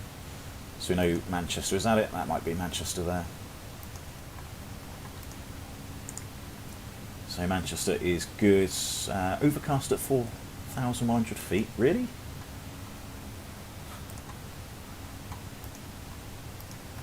I think that's Manchester. That doesn't look overcast, does it? Anyway, there we go. Well, we know Manchester's probably wide open. In terms of fuel to get to Manchester, we wanted about an extra half a tonne. So, extra half a tonne on that, let's say 1.6. So, I need about 2.6-ish as CNR. And what have we got? 2.8. So, there we go, got about 200 kilograms extra above CNR for Manchester. So, that's good. We can do that. We've amended the arrival a little bit. Let's have a quick chat at what we're going to do. So, as requested, do the VOR DME. Hey, Christian, how are you doing? You're in Newcastle's windy and rainy. Yeah, it's windy and rainy yesterday. Don't know when you can't see you here in Sheffield. Yeah, I'm probably a bit too far west, that's why. So we're not going to do all this arrival, we're just basically going to sort of amend it down to Ringer. And then effectively do this procedure from Ringer, which is down here. And then this VOR DME up. So 4,000 feet on this part. And then as soon as we've got past, I think the 082 radar, we can go down to 2,500 feet, which is basically the platform. Top of drop is 8 miles away. So we'll level off at 2,500, and then once we level off, we can then press final lap, or the approach, which will go into final lap. We'll start going down at 8 miles, and then just follow this procedure. We'll sort of be probably flat 1 round here, slowing down to about 180 of flap 2 before we go down. Gear usual sort of 0.5 miles. The VOR, interestingly, is pretty much on the airfield, but it's not quite at the threshold. So 8 miles from the VOR is going to be a little bit less. So 8 miles is probably about 7 miles from the threshold. So we can put the threshold in here because this gives us a better DME distance from the actual threshold itself, which is better for the configuration. We need to hard tune this as well. So what have we got? Belfast is 17.2. So Belfast 17.2, that one, we'll have that both sides. What have we got? 257 is the inbound QDM. 257, 257. Done. So that's backed up. That's backed up. That'll be hard tuned shortly once we get in range. We're just flying like a normal sort of approach. The big thing on this one is it's 10 degrees offset. So as soon as I'm visual, I'm happy. What I will do, because we'll be visual, is I will take the autopilot out. Take the flight directors off as well, to confirm that the auto thrust is still in speed mode, which is what we need to do, make sure that's maintaining the speed we need. Put the bird on as well, and then we can put the inbound runway QDM 247 up on the track up here on the FCU. And then we'll just manually fly, track the centre line, and just keep on the pappies. Got pappies there, which are basically 3 degrees by the looks of it. So it's a 3-degree path, which is good, so that's normal. And pappies should be on here. We've got 3-degree pappies. So that's nice. So our actual descent path on the VOR is in line with the pappies. Sometimes you get like a 3.5-degree path on the VOR, but 3 degrees pappies. So you'll be like, maybe 4 to 3 whites on the approach, but and you can sort of duck down onto the pappies. Minimum is 1,300 metres. We got that. 700 feet is the MDA as well, which we've put in. There we go. Barrier 700 feet. How high is the percent of ginger passengers on the flight?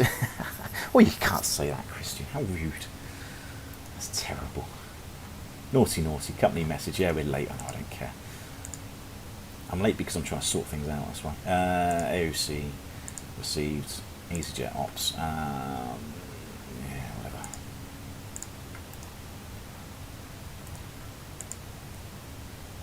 Delay. 99 because I don't care. How late were we in the end? Was it 40 we had to go? Has it got the UE? I don't know if it's got the UE pages, is it? Yeah, it's been out there. Flight in it. No. No, I need my UE page, so I know how. Sorry, I don't care. So yeah, there's Manchester. Manchester is definitely not overcast. I mean, that is a fact. It's not overcast at all. Good, we'll bomb over to Manchester if we can't get in. Is there any ATC online? We've got Stansted, it's Amsterdam. No, it's fine. Whatever. Good. So what else do I need to talk about? Yeah, we've done that. We talked about its offset, missed approach, relatively straightforward. Straight ahead, 3,000 feet missed approach altitude, and then at 2,500 feet, make a right-hand turn back over towards the Belfast VOR. So that's straightforward. MSA 3,500 is worst case, but it's to the south east. So 4,000 is nice and safe. And yeah, 3,000 will be safe in the hold as well. Taxiing, obviously we were doing a flat 3 landing.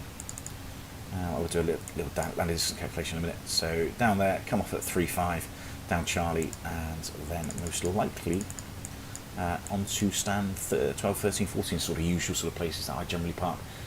Interesting, I've got the scenery as well. I think it's got guidance. I'm sure I saw it had guidance there last time I was here, so we should even get the stand guidance, which is good.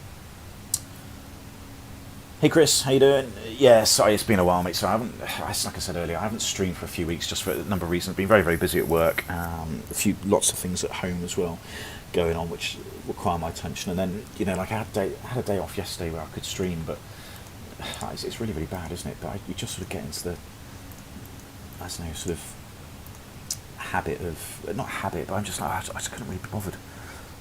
Which is really bad. It's really sad. I know I shouldn't be saying that on one of my streams, but I just kind of needed a day just not to sort of be doing this, I suppose. I was on the sim, I was sort of playing around with a few things on the sim, but I just couldn't quite get the motivation to sort of crack on and do it. But I mean, I had a good night's sleep. I feel a bit better today, so yeah, we're all good.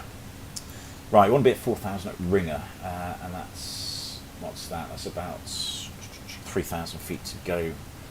So a bit of a headwind, so we need to descend from Ringer at about 90 miles. So, okay, yeah, that's not too bad. I don't quite trust this top of descent hour. I don't think, that doesn't quite look right. So let's just put Ringer in here. Sometimes just put the radius in. So yeah, that's kind of really where we want to descend at. In fact, it's a bit more, it's what's that, 36. So 32, so 96, yeah, 96 miles really. But yeah, so we might descend just a little bit before that. So we discussed that, let's do a quick landing distance calculation. So I told you these are quick flights. EG25, I think it is dry. Yeah, it's fine. Apply the METAR, variable at 2. In fact, let's go let's go 070 at 5. Oh. This is worst case, of course, putting a tailwind in. Landing weight, what's the landing weight going to be? It's going to be about 61.5, probably. It's not going to be any heavier than that.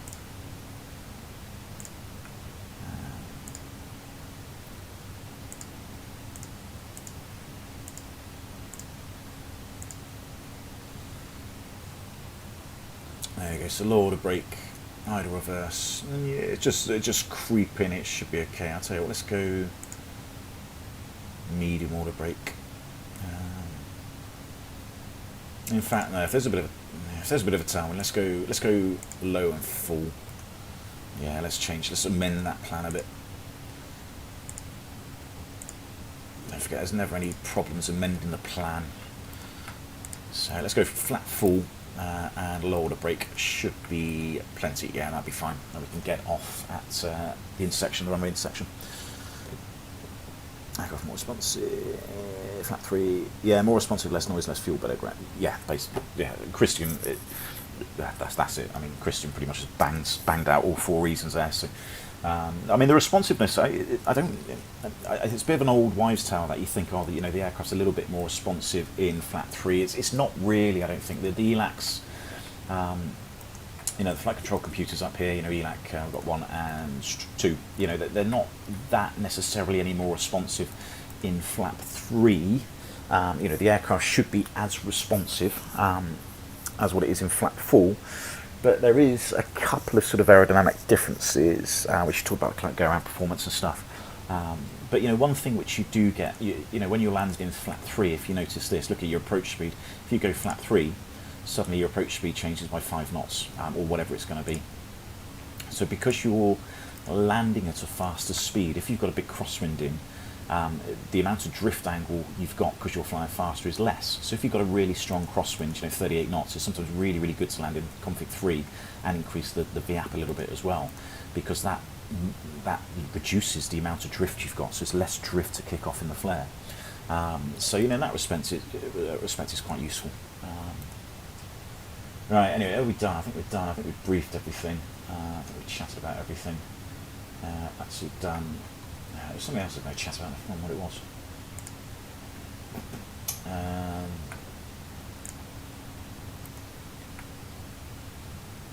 I don't know. I'm sure it comes to me. It can't be that important.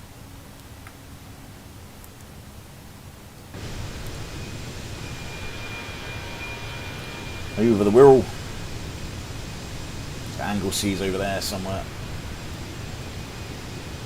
Is that Liverpool? No, it's not Liverpool. No, we're a bit further north, aren't we? No, Liverpool's down here somewhere. That's Blackpool, I think, isn't it? Below there. Blackpool and somewhere I can't quite remember. Right, we're basically about 96 miles away, so I think we'll start going down. Let's start going down to 4,000 feet. Alright, so thrust side open descent, so QNH. QNH is cross-checked, 4,000 blue. Yeah, perfect, there we go, so ringer, almost coming.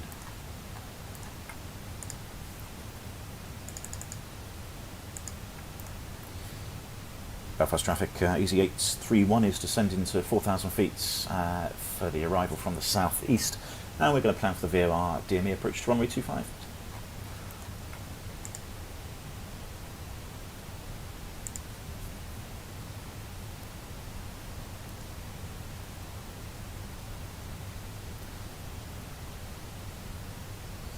Yes, D, that's exactly it. Yeah, because don't forget the amount of drift that you have is relative to your airspeed. So the faster you fly through the air, the less drift you need to have to fly that track. So the slower you are, the more drift you need to maintain the desired track. And obviously when you're landing, you're trying to maintain the runway track, because that's the bit of tarmac, it doesn't move. So if you fly faster, which you will do if you go flap 3, because your flap 3 increases your VAP like it does there, because your speed's ever so slightly increased, it reduces your drift. Now, I mean, we're only talking a degree or two at most, you know, those sort of speeds. You know, 5 or 10 knots isn't going to be a huge difference, but, you know, it is going to reduce it by a few degrees, and, you know, that could be the difference between, you know, the sort of full crosswind landing component being a little bit more manageable than you know, of what otherwise it could be. So, yeah, it's, you know, again, it's only a small thing, but, you know, at the end of the day, we're trying to do everything we can to help us. Right, so the BORs are in. There we go. I've got Belfast identified as well, which is good. That's the track that we're going to need, so we can back that up with raw data if we need to.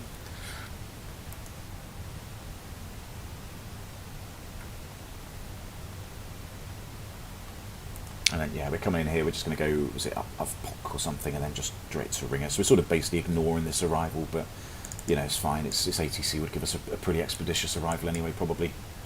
I mean, normally they just give us radar vectors, but one of the threats around here is we do have a lot of sort of, is it Class G airspace around Belfast City? So there can be a lot of, excuse me, general aviation aircrafts, sort of, that aren't really being, what's the word? They're not being controlled, so that can be around here. So there's a little bit of a lower airspace around Belfast itself. And obviously there is Belfast City as well, which we sort of fly over the top of. So this is one of the reasons why we need to maintain 4,000 feet, just so we don't deconflict, or, well, we are deconflicting with anybody coming out of Belfast City. Which is one place I want to actually try, actually. I know there's scenery from, is it UK 2000? So I do want to give Belfast City a go. There's be a few restrictions. I think there's a landing weight restriction, but that's fine, we can try and work that out. Is it real that winds blowing up to 15 knots on approach? Tower wind reported. No, that's Vitux. That sounds absolutely bang on. That sounds exactly like it happened. I've had during one of the storms, you know, 10 years ago, whatever it was. I've had the storms at 2,000 feet. I've had 100 knots on the ND. So 50 knots at 1,500 feet. That's perfectly normal. You know, once you get lower to the ground, in the northern hemisphere, the wind does funny things. In the northern hemisphere, it backs and slacks, as we call. So, you know, let's say the wind is 270 here at 24 knots. Because we're in the northern hemisphere, we would expect this wind to back, which means come round anti-clockwise. So you've got back and fall, I think, I can't remember, but the wind would back off, so it'd come round to the left, and it would, you know, reduce as well, so back and slack. So it, you know, it would probably come round to 250, you know, 200, whatever. It'd come round to, you know, more of a sort of southerly direction, and it would drop off in the northern hemisphere. In the southern hemisphere it does the opposite. It goes that way. It goes to the right instead of to the left. But in the northern hemisphere, it backs and slacks. So yeah, 50 knots and 1,500 feet. That's perfectly normal. Yeah, especially because it has been very, very windy the last couple of days, which, you know, is why yesterday I did actually kind of want to, you know, I did want to stream yesterday, but I just didn't quite have it in me to do so. Okay, we seem to be decently on profile now, so I'll tell you what I might do is go that. Let's go. Let's just go manage descent now. It seems to be quite happy, but we're looking at about 4,000 feet around Ringer. It doesn't have to be 4,000. Don't forget, 4,000 is the minimum on this. But you know, we could be 4,000 feet around here, and probably sort of 6,000 or 7,000 feet maybe here, because we've got plenty of track miles to sort of lose that height. But yeah, 2,500 feet is what we want for the platform. So that's really what we need on this little bit. There's top of drop there, 8 miles. So we want to be at 2,500 feet around here, just so we can arm the approach mode up here, and it will go. Is it at nav and final blue?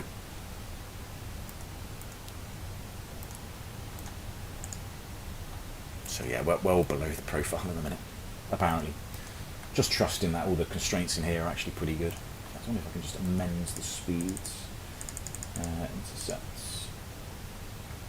So what's that? The 077 radial N. So what's that? That's 14 miles. So that's, oh there we go, that's that waypoint there. So the one after that really, probably the FD25 must be, yeah, there we go, that's top of drop. So we want to be about 180 at FD, in fact maybe 160, because it's going to be a little bit closer to the runway. Which to be fair, it's got 167, which isn't too far off. Sets and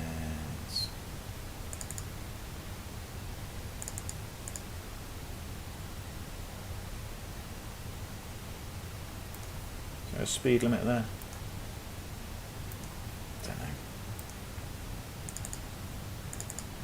200. Now normally if you put a constraint in 2000 it should, see it's got 243 in the intercept, if we put a constraint in here it should overwrite the speed. It's still got 243, I don't know why it's doing that, so there's a bit of a sort of anomaly here which isn't quite correct. If we put a new speed in here it should automatically overwrite the one below as well. But it doesn't quite do that, so it's not helping, so we're just sort of manually putting them in just to make sure. So there's another one there, 234, so yeah, that's not quite exactly how it would really work. And then we've sort of got these constraints in ourselves. Just sort of helps the FMGC sort of work out the descent planning. Or certainly in the Fenix, like I said, we don't really need to do this in the real world, but I still find my streams incredibly helpful. Sorry, Andy. I do feel I need to branch out a little bit, you know, I do need to sort of, this is what I want to do, Thursday, I want to do the 310, I want to do a flight on the 310 Thursday, so I'm going to try and think of a decent route that I can do, and it needs to be about, yeah, it needs to be about 5 hours. If I can take off at 10 o'clock in the morning, that'll take me till 3 in the afternoon, for the lands, and then if I could take the dog out about 3:30, which is what I did yesterday, which was a good time because it's still light enough. So yeah, I need about a 5-hour flight time. How do you get the 082 radial for further descent? How do you mean, D? What did you mean? Oh, that's what I was going to do. You just reminded me what I wanted to do. No, not that. I wanted to put EG8825. Oh, piss. No, it doesn't matter. Didn't really mean to get rid of that. It doesn't really matter. So I want the reciprocals. The reciprocal is, what I want is the centre line. So 067. So if I put the radial of 067 in, hopefully, there we go. So now we've got the centre line drawn on the ND, because the actual procedure is 10 degrees offset. Obviously, it's going to be quite hard to sort of, you know, it'd see exactly where the centre line is. And we look out the window, which is the obvious one, but because we're 10 degrees offset, so once I'm visual at some point, I'm going to sort of transition over, and then this blue dotted line here is now a nice centre line for the actual runway. So I can just sort of look at that on my ND and see sort of how close I am. So yeah, just something else to improve the situational awareness.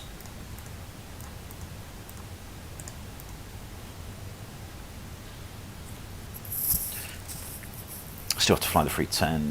No, stay with me, Chris. There's one thing which I said I'm going to do. What time are we landing?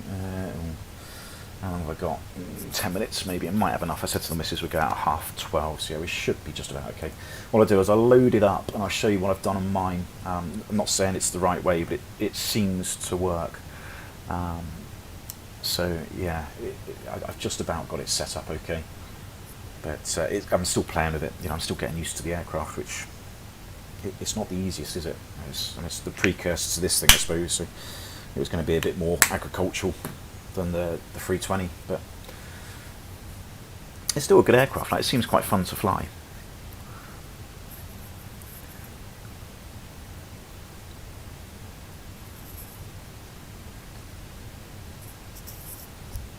Yeah, how did I get the 082 radial? I mean, do you mean the one in here? I'm not too sure.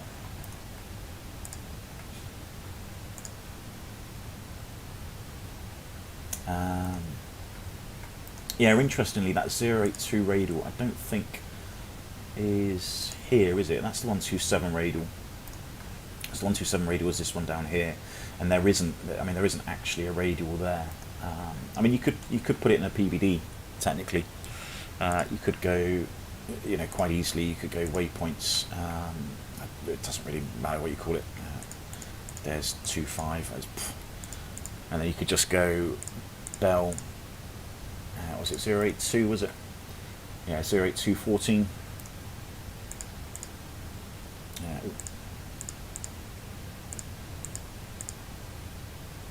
PBD. Bell. That's the one we want. Store. So now we could just go fix.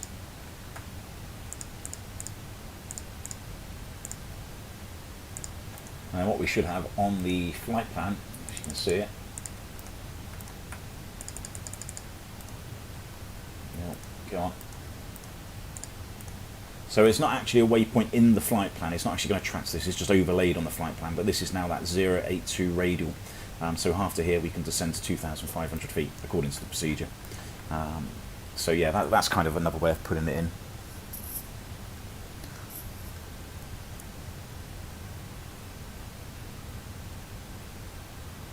Change nothing, 310 idle is now physical climb. Yeah, that annoyed me, Christian. I couldn't do that because it was my thrust levers were too high up. So I have changed it to make it a bit better because it was, you know, I just couldn't do it. So I have changed it a little bit. It does seem a little bit better. So how far have we got? We've got about 40 odd miles to go. 14,015. So we've got yeah, what's that? 10,000. Need about 30 miles. Yeah, we are below the profile. We need about 30 miles to get to 4,000 feet, which we've easily got. So yeah, maybe that top of drop arrow was correct. I suppose we had a bit of a headwind. You can see there the wind's starting to back and slack a bit. It's come around a little bit. It was 270. And it's starting to come back now to 260, and it's slowing down. Any ATC? Probably not. No. God, it's a really quiet day, isn't it, on that sim? There's no one around.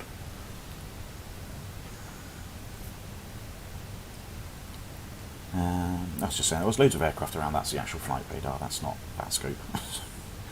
There's like, oh, there's Flybees and there's American Airlines, isn't there? So we've got, there's me, there's Tom. Oh, he's going somewhere long haul. He's going Dublin. He's going long haul as well. Good. So yeah, there's no one around. Nobody about.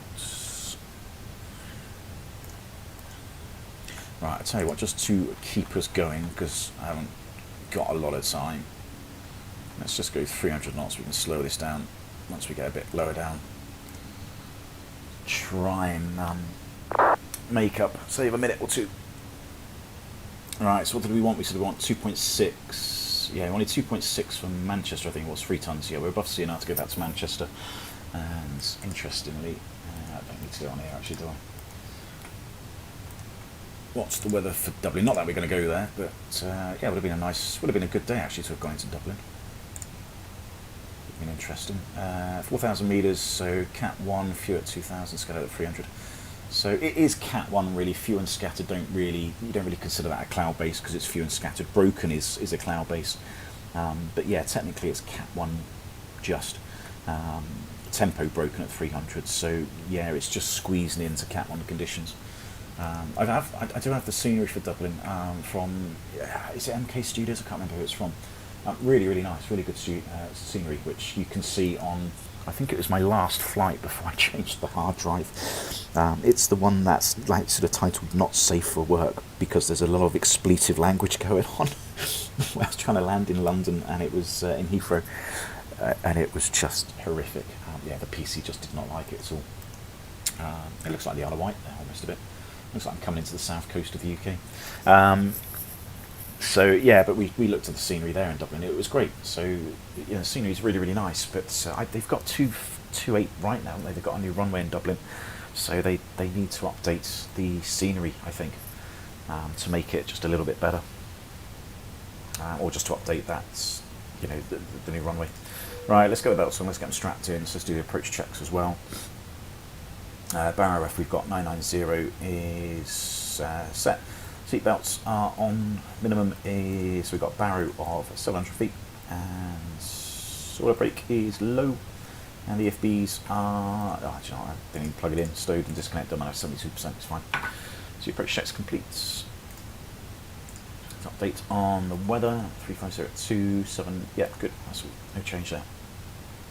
So the other thing with this, because it's a non-precision approach VOR, we won't have the landing system on, because of course the landing system is just for the ILS. So if we put this on, this will start flashing at us and it'll start going amber, and it's basically just saying what you're doing, you dickhead. You know, you're not landing on an ILS. You need to deselect it. Right, let's go 250. Right, I'll tell you what I might do just because of time. I'm quite happy to go to basically the centre fix, which is that one, I think it is, isn't it? So I'm just going to cut the corner. Happy with the MSA. MSA's 3,500 feet with visual, we can see that. And I have no problems, and we're above the MSA anyway, so yeah. You've explained backing and veering so simply, reminds me of it. Yeah. But it is, you know, I mean, it's as with most things in aviation, it is pretty simple. You know, there's not a lot of complicated theories to it. I mean, you know, you've got things like the lift equation, all that sort of bollocks, but, you know, I mean, we don't do that when we're flying. You know, it's just a bloody box-ticking exercise, things to get through the ATPLs. And even then, you don't really work anything out. So, yeah, it's not too bad. It's relatively straightforward. Right, well, we got about 25 miles. That's it. We got, what's that? About 6,000. So 3.6 rating. So yeah, we're on profile. Speed's got to come back as well. Let's go to 50 selected and let's activate the approach phase. That's done. Landing lights we can do just for the aircraft. Around. Come on. Shit spots. Come on. Where are you? Yeah, that's off. I don't want off. I want on. There you go. That's one of them. There's the other one. Come on, there you go. There we go. So we got LDAV and VDAV flashing in amber because it's basically saying that you're being a pilot. You know, you're not using an LS, you're using someone else. Turning off. Then it's quite happy. Oh, we've got right. That shouldn't be on. Let's go back to our settings. Yeah, so shouldn't have that. Shouldn't have that. That should be on. That should be on. That should be off. Save. So these are sort of FLS, auto TCAS, LDAVs. These are all sort of neo things which we don't really have. Most modern jets got the automatic switching for the AC essential bus. Most modern aircraft have got yellow steering off the yellow hydraulic system, and most aircraft have got nav and go around. Some of the older aircraft don't. Depends on the airline. They might have ice detection, and brake fans, etc. So that's a little bit better. So there we go. LDAV's gone now, which is not what we usually get. Right, I don't want to get too high here, so let's just go open descent. Okay, I think it's going to level off at 4,000 out there, which is a little bit late.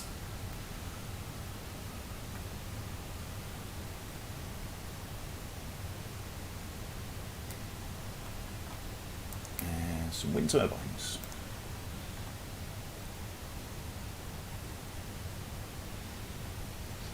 Right, I'm happy where we are, happy with the MSA, so I'm very, very happy just to go down to 2,500, which is the platform.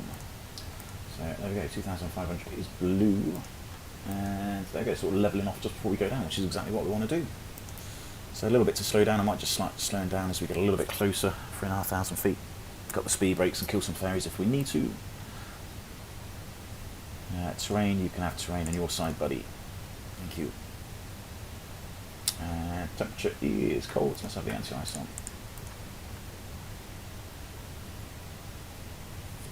Now, is a question to people, which this is one of the projects I was doing. Do people want some memory items explained? I was doing, I've done a video about 3 times now about the loss of braking, and I haven't quite had the motivation to actually put it up, but I've done the video a couple of times and I've sort of deleted them a couple of times simply because I've been saying the wrong thing. The technical information hasn't quite been good enough. You know, I think I referred to something as being tugged off or something, or tugging me off, which didn't really want to repeat it on a public forum, which is kind of the wrong thing to say. But if you do want something like that, is the loss of braking was the first one I'm going to do. There's a few memory item actions to go through, but if you do want to see something like that, because that was the other thing I was thinking about, is nobody's going to do this, nobody's going to have the failures in the sim, nobody's going to deliberately do the bloody failures in the sim. People aren't that, you know, fussy about it. You know, is it really worth doing anything? Obviously it's not for real world training, but, you know, did you actually want some memory items explained to you? Because I can set it up in the sim and I can do it in the sim. There's an example, so I can run through the memory items from the QRH or from the FCOM, and you know, I can actually sort of set something in the sim and show it. But you know, if people aren't bothered about it, I won't do it. But you know, if you did want to see it, and it's something I can do. Right, so it's Belfast. There's Belfast City just down there. That's the airport. There's the docks are down here. There's a Titanic Museum somewhere down here. Very nice actually, Belfast. Lovely place to go to if you ever get a chance. I was very happy. Right, we're visual without the clouds, so anti-ice can come off. How are we doing? About 2,000 feet to go.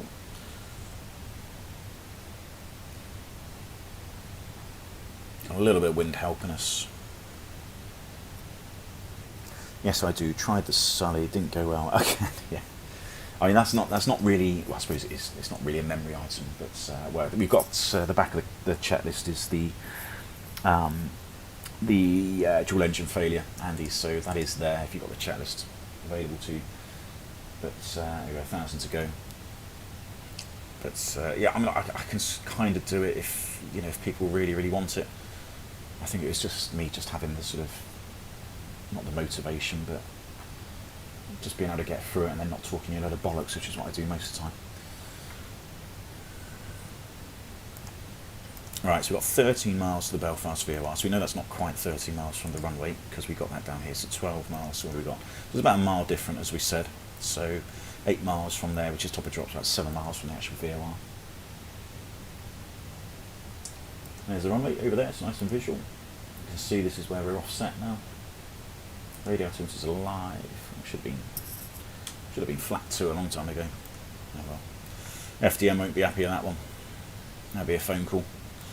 Speed out start. And we can arm the approach. So there we go, up now, final blue. Let's go 180.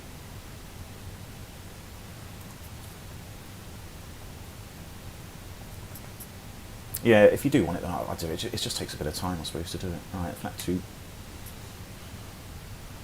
There's another windmill.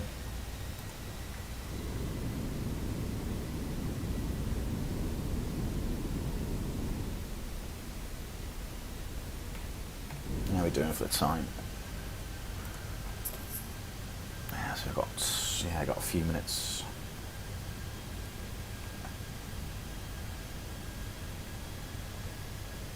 As we're about to go down, let's do this nice and slowly. So pretty much a decelerated approach, but just sort of slowing down a little bit earlier than we need to. So there's a vertical deviation coming in, which is looking sensible. Top of drop is here, which is what we're expecting. So we should go into final lap very shortly.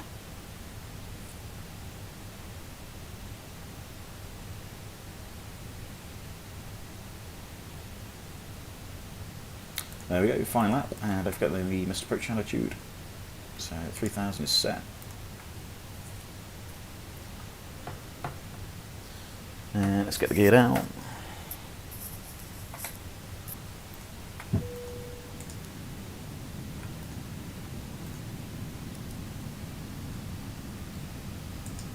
Well, one thing I could have done was the replay, but the problem with doing the replay is I won't have any time to do the 310 stuff, so I won't do that. Right, gear down, flat 3 and flat 4. And the landing checklist is camera secure and the spiritual altitude is set. 3,000 feet set, and ECAM is landing no blues.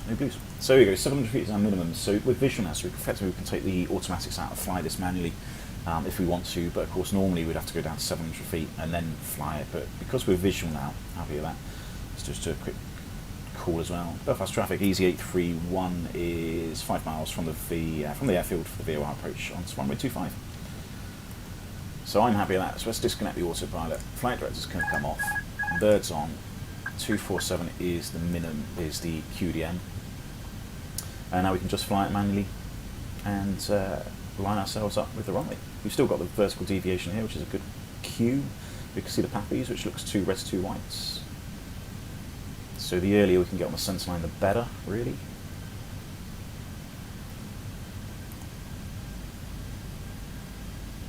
And yeah, wind's veering around. It's coming from the right now.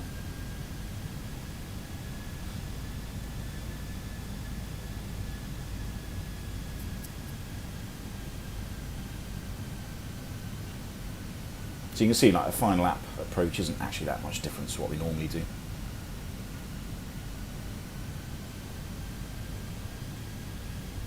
One thing I didn't actually check was the VOR tracking, but we were visual, so we know it was okay. Or check the heights, but 500. So 500 stable. 100 above.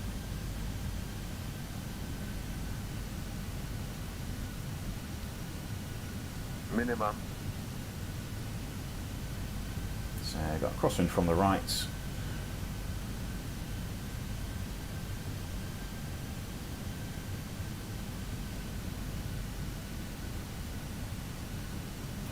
3 Red Sea.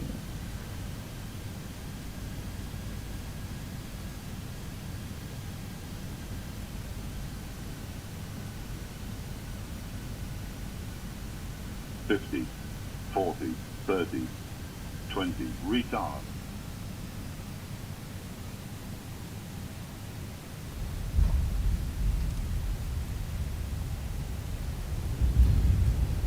Spoilers, reverse green, and decel.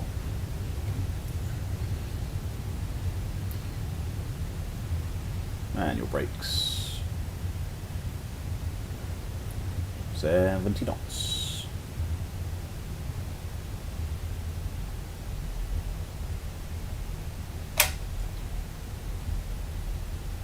Good, well that was nice and easy.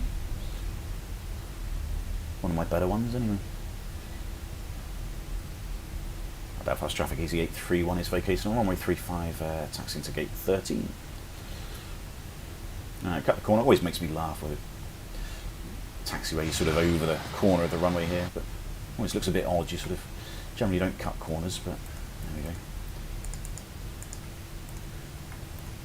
we go. Alright, strobes off. That's done, that's done, that's done, that's done, that's no. That's done. Get you on. You off. Yeah, come on. If in doubt, slow down. That's done. Or stop, like I do.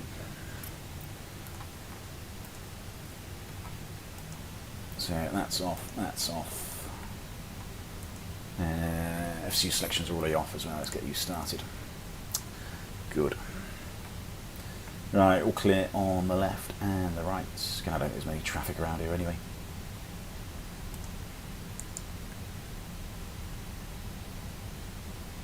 Yeah, it would have been nice to have got the replay tool up actually, but yeah, I've got like 10-15 minutes. I suppose I would have had time to do it, but I doubt Mrs. would come upstairs in a minute. Oh, we've got to go out in a minute, he needs a walk. Actually, we're not walking, that's one thing, we're not doing that, but she probably wants dinner or lunch. Do you call it lunch or dinner? Like we always call it lunch, but you know, a lot of people up north, they call it dinner. I think people up north are funny.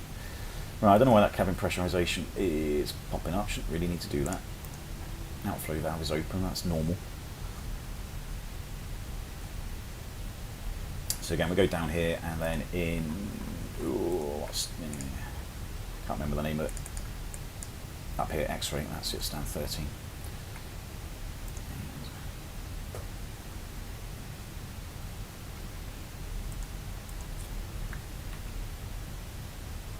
No. Yeah, I think this scenery has docking guidance. It's not very good though. It's really really hard to see, but I think it does have it. And well, spoilers. There we go. Forget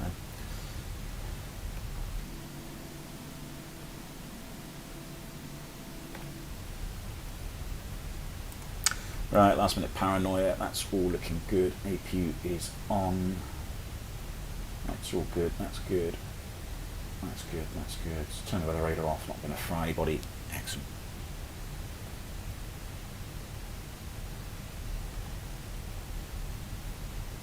So it's very nice scenery this. It's Pyreegue, you know, it is very good scenery this. I think I bought this on the discount because it was an offer, wasn't it, recently?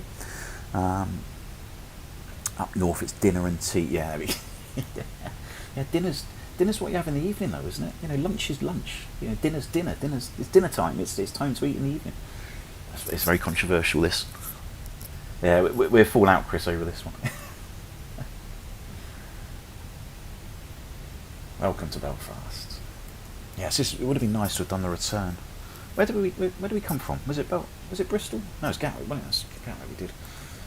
But yeah, me mum's coming around to drop off an extension lead for the PC. So I've got another monitor now, which my mum's very kindly donated to me. But annoyingly, I've only got one HDMI cable. At the back of the PC, so I need one of those DP cables that plug in, you know, to the back of the PC, and then you know, goes into the monitor. But I think this is all static, you know. I'm pretty sure this isn't live.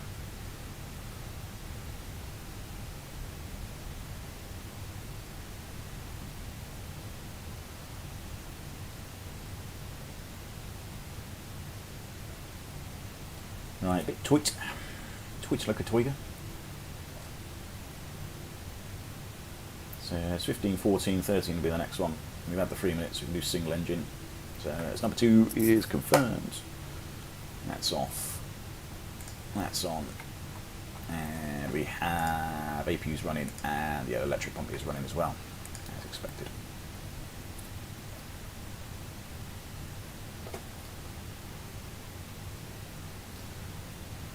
Right, so the gate is clear. We have cumulative pressure, which is good. APUs there. Next lights can come off.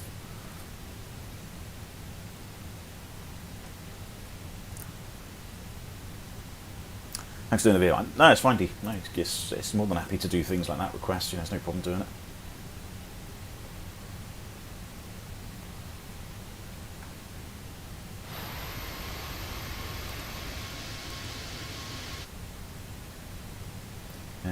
Oh, there isn't any guidance on this one because it's not a. There's no board. But yeah, I'm sure some of the other stands they have the board things, the docking guidance. But these ones don't, so it's just find your spot and stop. So there's a stop line on the ground, I'm sure there is, or there's a marshaller. There's usually a marshaller.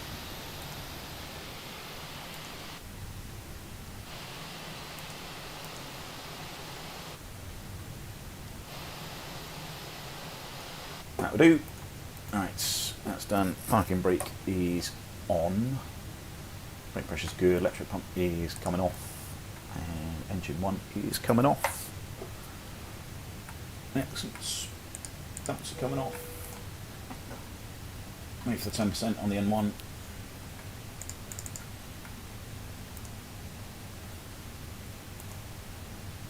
Of course, the slide should have been armed by now. Disarmed. Even that's that done. Done. That's off. That's off. That's 2,000. Wait for the cabin crew to call. Not that one. That one. That's off. That's off. Give that a minute. VAP bleed. Focus on power. And fuel pumps are off. Good. There we go, guys. That is Belfast. I like how it's got the red number as well, exactly like it should do in real life. Let me just see if I can go outside. 1 second. Yes, probably. Or D-board as well. That's the other thing we need to do. D-board, yes.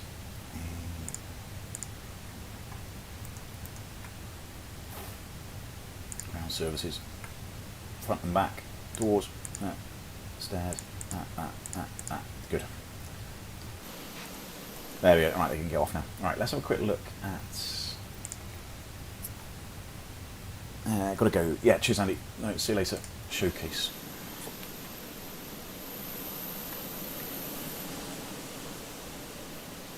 Yeah, I just want to show you. I assume people are already aware of this, but yeah, there we go. See, there is. Yeah, there are boards. These do light up. That one's not light up, I suppose, because I'm not actually parking on it. But yeah, they do light up with guidance. Yes, because I'm not parked. But they're really difficult to see. They do have like 320 and details of what you need to do, but yeah, they're not easy to see. So there we go. Anyway, back in. Right. Okay, that's good. We've done all that. Right, let's finish that there, and let me just show the 310. So I've got a few minutes. Yeah, I've got 10 minutes. Perfect. Right, let's just close that down then. And I'll show you what I've done for the 310. VDGS. Thanks, Christian. Yeah, I knew. Actually, got to do your housework. No worries. See you in a bit. Yeah, so if anybody just wanted to see the 310 stuff, I'll have to get some dinner. Just kind of what I've done with it. I'll set it up on the runway as well. Let's disconnect off that sim as well for it. Have I disconnected? I have disconnected. Good. Yeah, it's disconnected anyway. Let's close that down. Let's close that down. And that doesn't matter, does it? Doesn't matter where we are. Go back to Gatwick. Aircrafts. I've got a couple of liveries. I've got Monarch and Air Transat. Doesn't really matter who it is.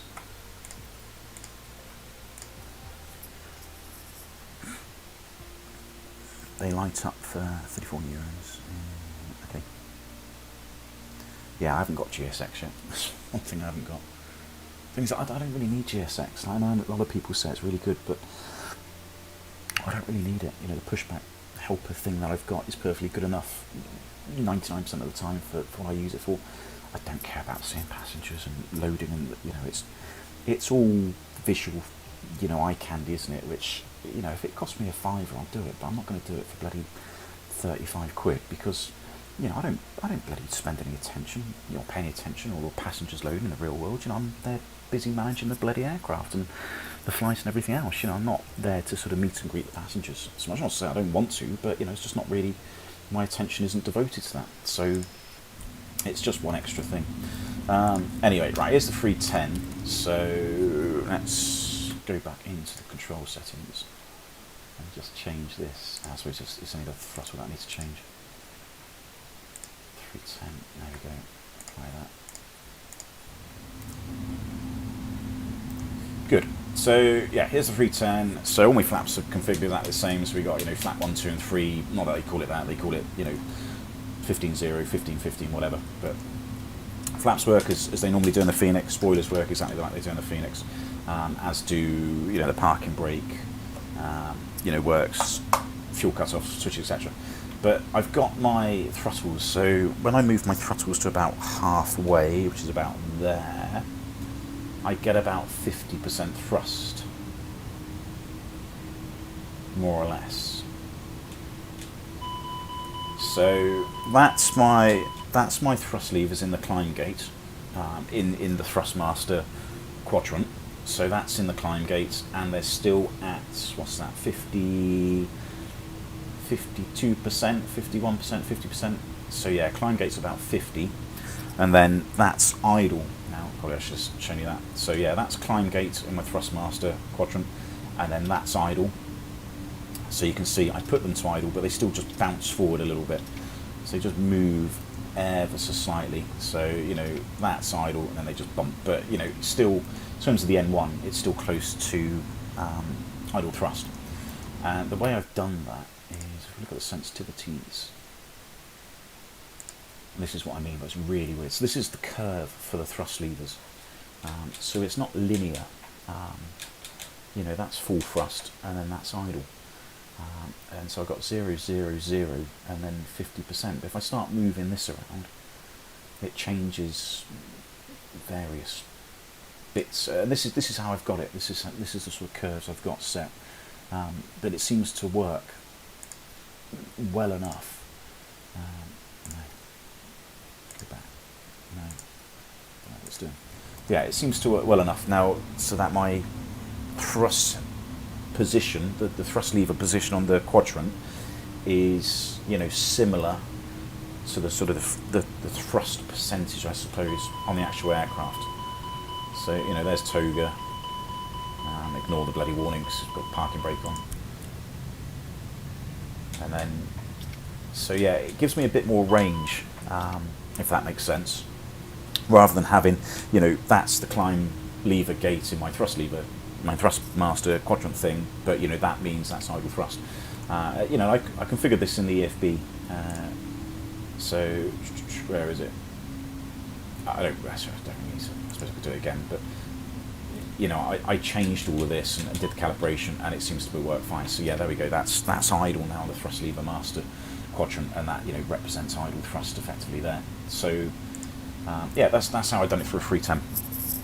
The reverses, yeah, the reverses do work. Now I don't know if they've got an idle reverse. That's the thing, because it just says full reverse. So I would assume in the real world, you know, you can maybe you know, there's sort of like an idle reverse setting and then a full reverse setting. Now, I haven't got that, to be honest. I've just got my reverse gate in my thrust lever, and then that's just full reverse. So I don't know.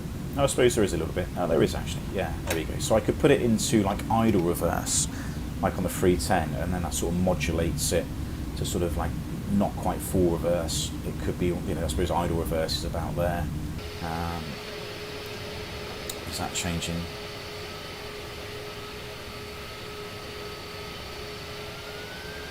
Yeah, there we go. So yeah, I suppose I do have sort of a bit of idle reverse. You know, I can just put it into an idle reverse setting, and it only gives me a very, very low reverse thrust. But you know, if I go full reverse, then obviously the N1 increases. So yeah, that seems to work pretty well actually. I've not even played with that yet, or I didn't really look at it and saw it. But yeah, I suppose actually it does work pretty well. So yeah, there we go, Chris. If that helps a little bit, look at those. Like I said, you know, the idle thrust setting, you know, it's basically there. There's a tiny little bit of residual thrust, I suppose, by maybe you know 1 or 2% on the M1. But if I release the parking brake, I don't think they're that heavy anyway. 99 tons are probably pretty light. But yeah, if you look at that, that's the thrust levers are at idle. Oh, we are moving ever so slightly. Yeah. Moving ever so slightly on there, but I suppose the aircraft is so light that the 320 does that when it's really, really light. It moves on idle thrust anyways, so you know it's good enough. You know, if you loaded it up with, there you go, if you put, you know, a load of bloody, there you go, 147 tons now. Right, I'm off the brakes. So yeah, the aircraft isn't moving at all now. So it's at idle thrust pretty much, and the aircraft is very much staying put. So yeah, there we go. Single side 6 insane. Yes, I think so, Chris. What have I done? The side stick settings. I have got another profile, and the reason I've got another profile is to put the trim on. So the sensitivities are probably... Oh no, they're different actually. So I might change these. I might change these to actually be more linear. So again, I haven't actually played with this that much. Not with the actual the control settings. Yeah, let's leave that. Let's put that there. That's better. I do find the nose wheel steering really like too responsive. That's one thing which I am finding when you steer the aircraft. It's all over the place, and not only that, it's, you know, sometimes it doesn't steer, which is a bit hard work. But yeah, I've got trim, so my little hat switch that does the trim up and down, because obviously you know you've got to trim the aircraft in real life. So yeah, I've got my trim set up because that's sort of necessary when you're flying it, because it doesn't have auto trim. So yeah. That's it. Anyway, I've got to go, guys, because I've got to go and walk the dog.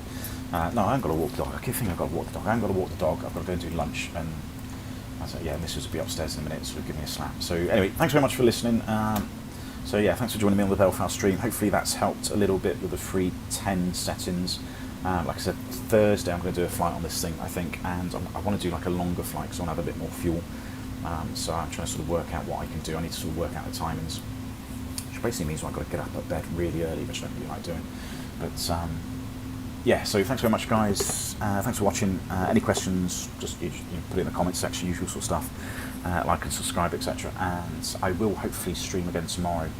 I do want to do something this afternoon, but I probably won't be able to have time to do that. But I will try and do something tomorrow. Oh, it is slowly moving forward. There we go. That's fine. Yeah, so hopefully stream tomorrow, hopefully stream then Thursday as well. So yeah, have a good day, guys. See you later, and have a good afternoon, and yeah, see you soon. Cheerio.